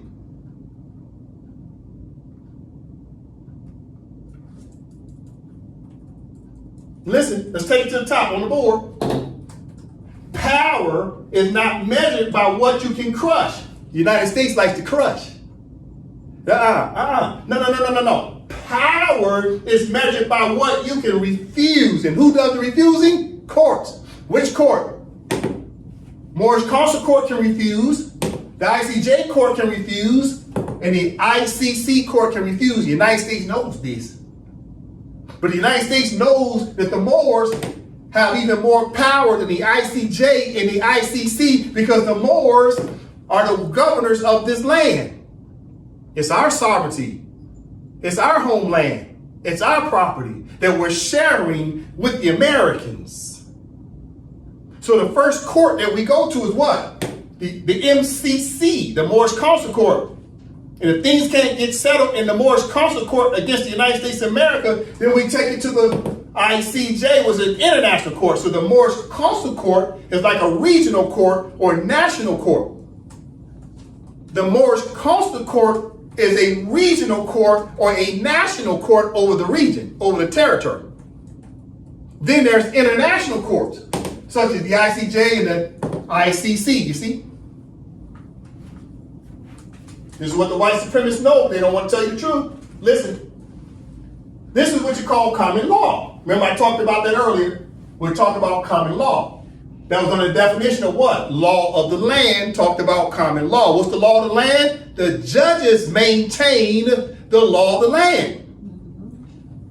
They're the ones who do what's commonly known as the holding. They hold the republic together by enforcing the laws and due process of the law in the proper court. Know it from the top. Common law is a body of law developed through judicial decisions and precedents rather than through legislative statutes, originating in medieval England and influencing many legal systems today. Definition and characteristics. Common law refers to laws that are established by the outcomes of previous court cases, known as judicial decisions and case law. Unlike statutory law, which is created by legislative bodies, common law evolves through the rulings of judges in individual cases. This system relies heavily on the principle of stare decisis, which means to stand by things decided. This principle ensures that courts follow precedents set by higher courts in similar cases, promoting consistency and predictability in the law. All right, thank you very much. Take it from the top. Common law is a body of law developed through judicial decisions and precedents rather than through legislative statutes, originating in medieval England and influencing many legal systems today. Definitions and characteristics. Common law refers to laws that are established by the outcomes of previous court cases, known as judicial decisions or case law. Unlike statutory law, which is created by legislative bodies, common law involves through the rulings of judges in individual cases. This system relies heavily on the principle of stare decisis, which means to stand by things decided. This principle ensures that courts follow precedents set by higher courts in similar cases, promoting consistency and predictability in the law. All right, so common law is when the judges make a ruling. That becomes the common law from the judges, because the judges have the right to refuse. They get the final decision. For example, Donald Trump don't run nothing. Guess who runs the show? Judges. So if Donald Trump wants to enforce something, he has to go to the courts to make sure the judges makes it permissible for him to do it. The judges tell Donald Trump no quite often. So who has the real power? It's the judges. Why do judges have the power? Because they can refuse. They can say no. You understand what I'm saying? So we're talking what? So judges deal with what? This word called what? Judicial decisions and case law. See that right there, case law? So judges go back and look at judicial decisions, which is called case law. They go back and they look at those holdings. They look at the rulings. They look at the orders. They look at the judgments. They go back and look at it. That way they maintain consistency. You see? White supremacists know this about case law. But what's a specific case that the white supremacists are very familiar with regarding case law when it deals with the Moors and the Empire of Morocco? Okay, listen. This is what white supremacists know. This is what frustrates them. Bam. Right here. What do I have on the board? Brother Dre from the top. Reports of judgments, advisory opinions, and orders. Case concerning the rights of nationals of the United States of America in Morocco. France versus United States of America. Judgment of August 27th, 1952. All right. So this case is concerning rights of white nationals of the United States of America in Morocco. You see that? Let me read again. This case concerning rights of white nationals of the United States of America in Morocco. So United States of America is in Morocco, and so are the white nationalists. And here's what they know on page 202 and 203 of the judgment, which is case law. The white nationalists know they have to abide by what law? Moroccan law. Let me prove that to you. This is why they're in their feelings. They don't know what to do. They want everybody to stay in the crayon game, but at the same time, within the crayon game, they want everybody to be third-class citizens. Let's go to page 202 and 203. Let me show you what the white nationals know already about case law. Okay. We're in the judgment, case law, right? Because we're talking supreme power. White supremacists want to talk supremacy. So let's talk supremacy. Okay, page 202 of the judgment, case law. We're going to read it to show you on page 202 and 203 that the white supremacists know that they have to abide by Moroccan law. And watch how powerful they say the Consular court is. Pay attention. They're going to literally say the Consular court is so powerful that it didn't even have to abide by the Moorish government's laws. The Consular court's an independent court. Back then, the Moorish government, the Moorish Consular court judges could make up the law as they went. That was terrible. Terrible. But now the consular court has its own laws. We abide by the statutes of the consular court and the rules of the consular court. We have standardized laws now the United States of America can adhere to. And that the Moors have to adhere to is called the standardized laws. But back in the day, the consular court judges made up their own laws. And listen to what the ICJ says about consular court and how much power through what's commonly known as what? It's decrees, all its decrees. You got to pay attention to what I'm saying here. This is what white nationalists know. This is why they're upset. I'm being redundant for a reason. This is why they're frustrated. Brother Drake, take it from the top. There is no provision in any of the treaties which have been under consideration in this case conferring upon the United States any such right. The so-called right of assent is merely a corollary of the system of consular jurisdiction. Paul, so the United States in this case was trying to say that the Moors had to get the United States permission first in order to enforce Moroccan law against the United States citizens and officials. So the United States said, man, these Moroccans can't make no Moroccan laws binding against Americans. And the ICJ came back and rejected that. They say, well, we refuse what you just said. No, that's not correct. Listen, from the top again, Brother Drake. There is no provision in any of the treaties which have been under consideration in this case conferring upon the United States any such right. The so-called right of assent is merely a corollary of the system of consular jurisdiction. The consular courts applied their own law, and they were not bound in any way by Moroccan law or Moroccan legislation. Pause. Read that part right here again. About consular court had their own independent court, and they made up their own laws. That's how powerful consular court was of the Moors. Right here, Brother Drake. The consular courts applied their own law, and they were not bound in any way by Moroccan law or Moroccan legislation. Pause. Read it again. The consular courts applied their own law, and they were not bound in any way by Moroccan law or Moroccan legislation. Continue. Before a consular court could give effect to a Moroccan law, it was necessary for the foreign power concerned to provide for its adoption as a law binding on the consul in his judicial capacity.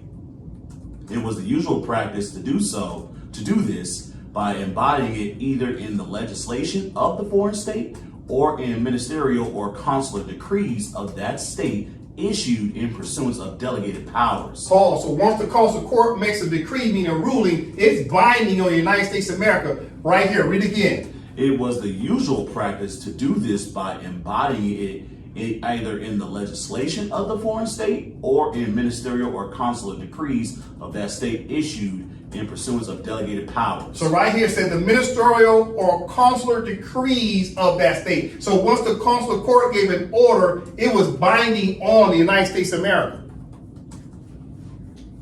That's all consular court had to do was just give an order, a judgment, or advisory opinion, and the United States of America have to abide by that. That's how powerful consular court is. Listen. Right here. The foreign state could have this done, or it could refuse to provide for the enforcement of the law. There was a right of assent only to the extent that the intervention of the consular court was necessary to secure the effective enforcement of a Moroccan law as against the foreign nationals. Pause, read again. There was a right of assent only to the extent that the intervention of the consular court was necessary to secure the effective enforcement of a Moroccan law as against the foreign nationals. So the consular court comes in to enforce Moroccan law. You see? The consular court's doing this. That's power. Because consular court can say yes, and consular court can say no. Consular court don't need to crush. Consular court just needs to give a what? A decree, i.e. a ruling. That's it. Consular court don't have to yell. Consular court don't have to whisper. It can just give its sentencing. And it should what? It shall be. It's binding at that point. You see? From the top again, Brother Drake. There was a right of assent only to the extent that the intervention of the consular court was necessary to secure the effective enforcement of a Moroccan law as against the foreign nationals. So who's the foreign nationals? The Americans. The white supremacists know this. That the consular court enforces what type of law? Moroccan law against the United States. Pay attention. In the absence of any treaty provisions dealing with this matter, it has been contended that a right of assent can be based on custom, usage, or practice. It is unnecessary to repeat the reasons which have been given for rejecting custom, usage, and practice as a basis for extended consular jurisdiction, and which are largely applicable to the right of assent. It is, however, necessary to point out that the very large number of instances in which Moroccan laws were referred to the United States authorities can readily be explained as a convenient way of ensuring their incorporation in ministerial decrees binding upon the consular courts. Pause. Read this again right here. It says where it says, however. Now the ICJ judges are saying what? Let's point out the problem. The problem is the Moors had not been enforcing their sovereign rights to sit in the Moorish consular court to give rulings of Moroccan law against the United States officials and their citizens. This is what the ICJ is trying to say here. The Moors had done what? They had waived their own rights because they wasn't enforcing their rights to enforce Moroccan law through the consular court. Let's take it from the top. It is, however, necessary to point out that the very large number of instances in which Moroccan laws were referred to the United States authorities can readily be explained as a convenient way of ensuring their incorporation in ministerial decrees binding upon the consular courts. Therefore, in order to enforce Moroccan law, it was binding upon the consular courts to do so, to enforce Moroccan law. Well, how can you enforce Moroccan law through the consular courts when all the Moroccans will call themselves what? Americans. Not only were they call themselves Americans, they didn't even call themselves Americans. They would call themselves what? Black. You ask a black person, what's your nationality? You know what they're going to tell you? Black or African American. They don't even say American. So the white supremacists have always known that these black peoples are Moors, and Moors are Moroccans, and Moroccans are supposed to be sitting in the consular court, and consular court is supposed to be enforcing Moroccan laws against the United States officials and the citizens of the United States for breaching Moroccan law. But how can you be Moroccan when you say you're black? Let's continue. Let's take it from the top again. It is, however, necessary to point out that the very large number of instances in which Moroccan laws were referred to the United States authorities can readily be explained as a convenient way of ensuring their incorporation in ministerial decrees binding upon the consular courts. In that way, and in that way only, could these laws be made enforceable as against the United States nationals, so long as an extended consular jurisdiction was being exercised. So the only way to enforce laws against the United States is through the consular court. You see that? Let's read that last paragraph again, right here. In that way, and in that way only, could these laws be made enforceable as against United States nationals, so long as the extended consular jurisdiction was being exercised. Therefore, consular court has subject matter jurisdiction over who? Well, it says right here, first of all, the consular court has subject matter jurisdiction over the United States nationals. You see that? The consular court has jurisdiction over the United States nationals. And who else does consular court have jurisdiction over? The United States what? The United States authority. You see that? So this is why the white supremacists are all upset. Because they know the Moors are getting ready to make their sovereign claim and get all their full rights back as being Moroccans. And through as Moroccans, you can sit in the Consular court and make Moroccan law binding on white nationalists. So the white nationalists don't want to tell the blacks the truth that they're Moors, while simultaneously they don't want blacks to be Americans. The foolishness. You can't have your cake and eat it too, Mr. White Supremacist. Let's go to it. You see this picture? White tiki torch and white men pretending to be Moors as if they're maintaining the trusteeship status over the Moorish Empire. And over the inhabitants that's called blacks, but the blacks are Moors, they're pretending to be you as Moors, while these white men down here are suffering because they don't know what to do. They want to tell black people to get the hell out because they don't want them to be Americans, but they won't tell them the truth that they're Moors. Because they tell them they're Moors, and the Moors will get back their sovereign fezzes back from these masons and shriners who pretending to be Moors. And then the Moors basically sit in what? Listen, once the Moors come back, what do they sit in? Consular court as judges. You see that?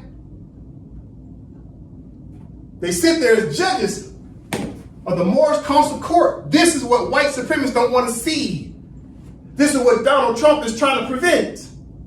This is what the capitalist regime is trying to prevent. So they got to keep you in the black status because blacks can't be Moors. Because only Moors are Moroccans. You got to pledge your allegiance to Empire Morocco. So the white supremacists, I'll be redundant, they're upset because they really want to tell you the truth because they don't want you to be Americans. But if they tell you you're not American, they got to tell you now you're Moroccan. And the Moroccans get to have sovereign jurisdiction of courts and have their courts ruling binding against the white nationalists. You see? So they want blacks to stay in what status? Civil liter mortuus, to be dead in the eyes of the law. And this is why they took away your voting rights. Because they don't want you to have no right to vote. They want you to go back to being what? Property. Chattel property that has no rights. This whole woke thing has got the white nationalists shook. They want blacks to be just like the Puerto Ricans. You know what's going on in Puerto Rico, right? The Puerto Ricans are on an island. They're recognized as Americans on an island, but they don't have a right to vote. The Puerto Ricans on an island recognize Americans who can't even mail in a vote. They can't mail in a ballot.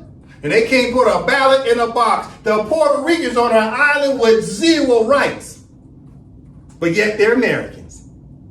And black people are just one step above the Puerto Ricans because the blacks can vote. But they're going to have to vote for somebody that don't look like them because they just gutted the voting rights. So that piece of paper don't mean nothing in the ballot box. You see what's happening? Because you're civil liter mortuus. So what's happening, the white supremacists know they can't stop you from being an American citizen, so they have to take away your right to vote. That way the white man will feel a lot better about himself because the only thing he'll see is white people holding office of the United States, the several union states, and the local municipalities because he can't take away your citizenship. They can sure as hell take away your right to vote because the only way you can vote is to vote for somebody that looks like a white supremacist. But the Puerto Ricans got it way worse. While they're on the island, they can't vote at all. But yet they're Americans. You see what's happening? If you don't want people to be Americans, just tell them the truth, that they're Moors.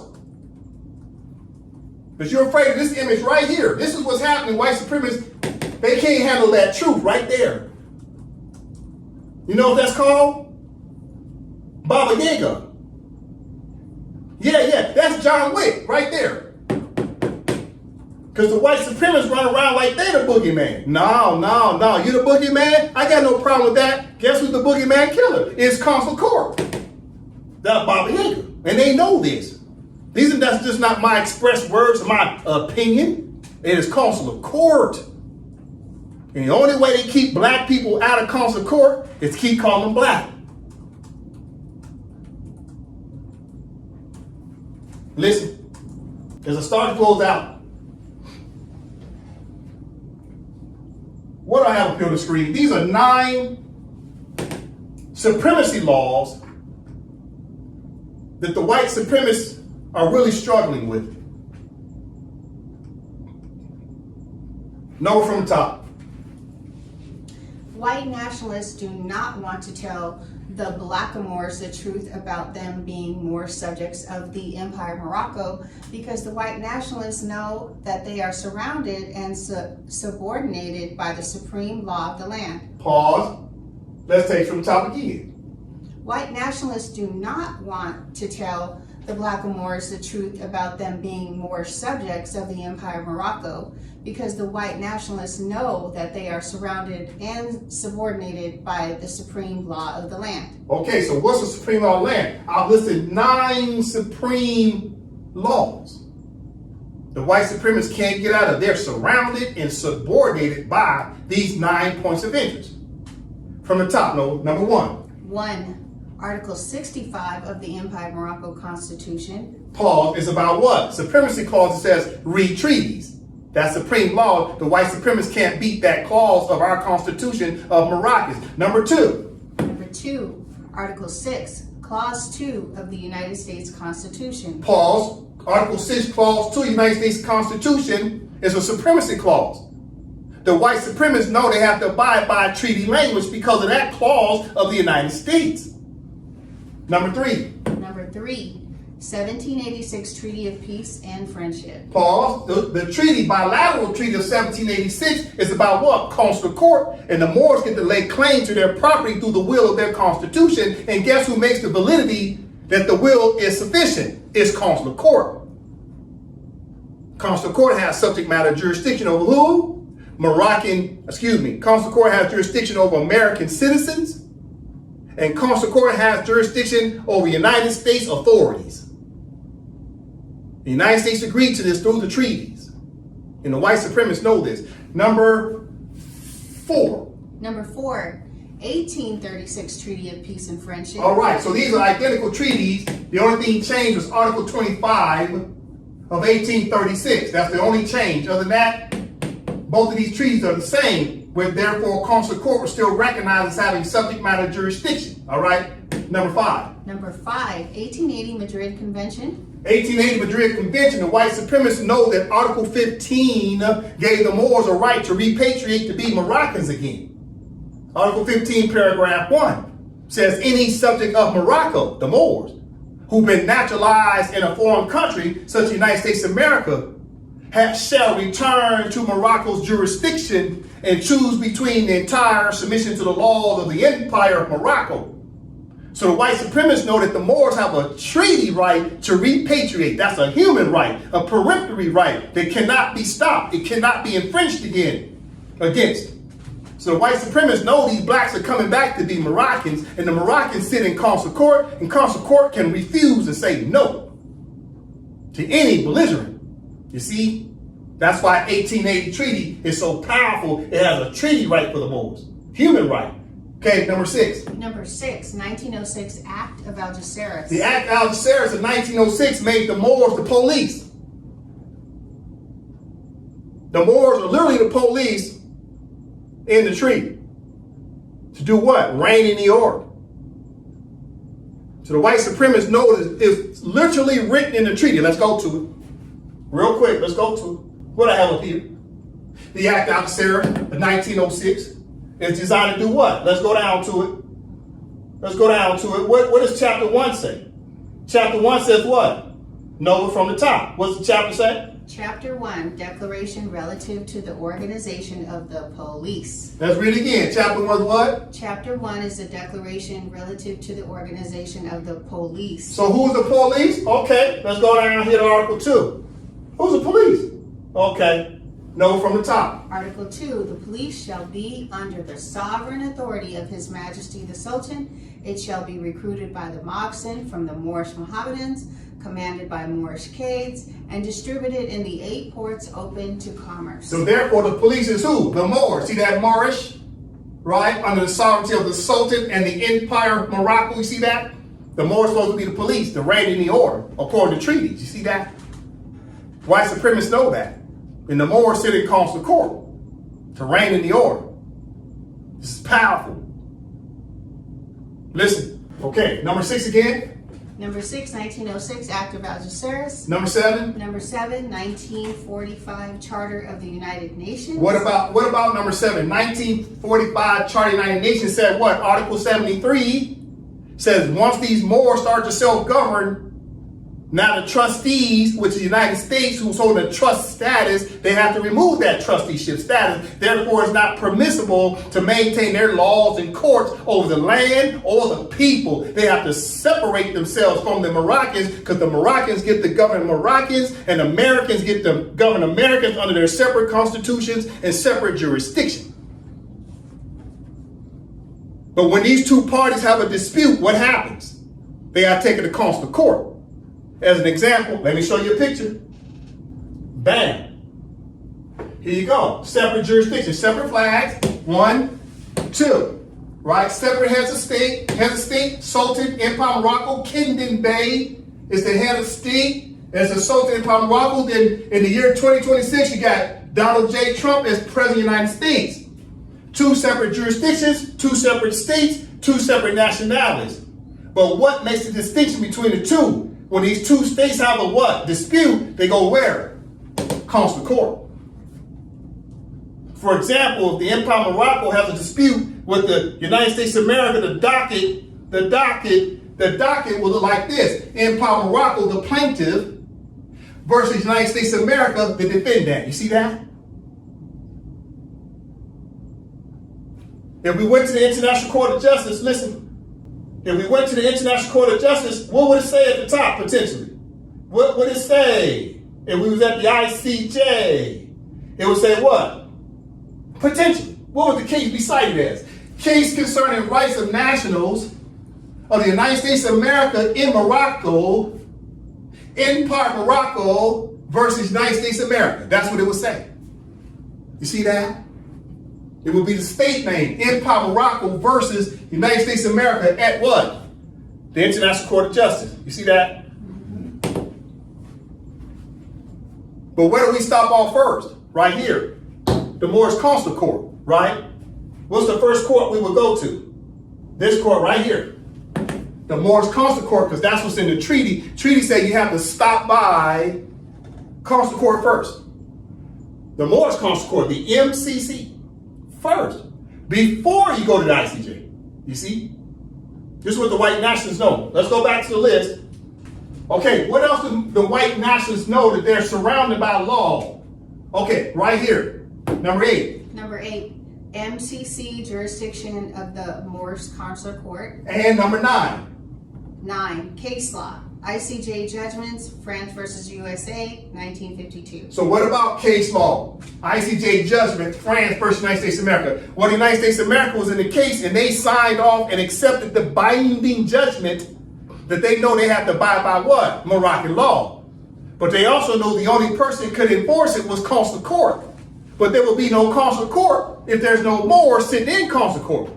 And no one can be a Moor, i.e. Moroccan, if they call themselves black. Blacks are not Moroccans. Black is an artificial status listed under color of law. It's civil leader mortuus. And this is why you got to come back and pledge your allegiance to the entire submission to the laws of the Empire of Morocco, because the Empire of Morocco recognizes you as Moroccan. And then you can sit in consular court.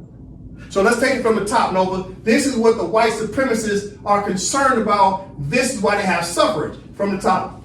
White nationalists do not want to tell the black Moors the truth about them being Moor subjects of the Empire of Morocco, because the white nationalists know that they are surrounded and subordinated by the supreme law of the land. 1. Article 65 of the Empire of Morocco Constitution. 2. Article 6, Clause 2 of the United States Constitution. 3. 1786 Treaty of Peace and Friendship. 4. 1836 Treaty of Peace and Friendship. 5. 1880 Madrid Convention. 6. 1906 Act of Algeciras. 7. 1945 Charter of the United Nations. 8. MCC, jurisdiction of the Moorish Consular Court. And 9. Case law, ICJ judgment, France versus USA, 1952. All right, so as I show an image of the white supremacist, to the white supremacist up here, you want to talk supremacy, you don't want blacks to have no rights, then I suggest you stop marching and praying, and I suggest you stop pretending to be Moors. You go back on your podiums and tell black people the truth that they're Moors, and you take the time to read this list out loud and tell the blacks to go read this information. And then last but not least, tell the blacks they got to make a choice. Since you don't want them to be Americans no more, tell them what? You tell them, look, we don't want you blacks to be under the jurisdiction of the United States no more as Americans. So go tell the black people they got a choice to pledge their allegiance to the Empire of Morocco, or pledge their allegiance to the Kingdom of Morocco, or pledge their allegiance to some Cherokee tribe, or the blacks are going to remain naturalized as third-class citizens of the United States of America, but yet the white nationalists don't want blacks to be Americans. So it's up to the white nationalists to tell the truth, to tell the blacks that they're actually Moors. That way they can be Moroccans and get out of the jurisdiction of the United States and don't be Americans no more. Go back to be Moroccans, you see? But why is the white supremacist will never do what I just said? Let's take it from the top of the board as I start to close out. Power is not measured by what you can crush. Power is measured by what you can refuse. Who can refuse? The Moorish Consular Court can refuse the white nationalists. I end with that. Islam. Islam.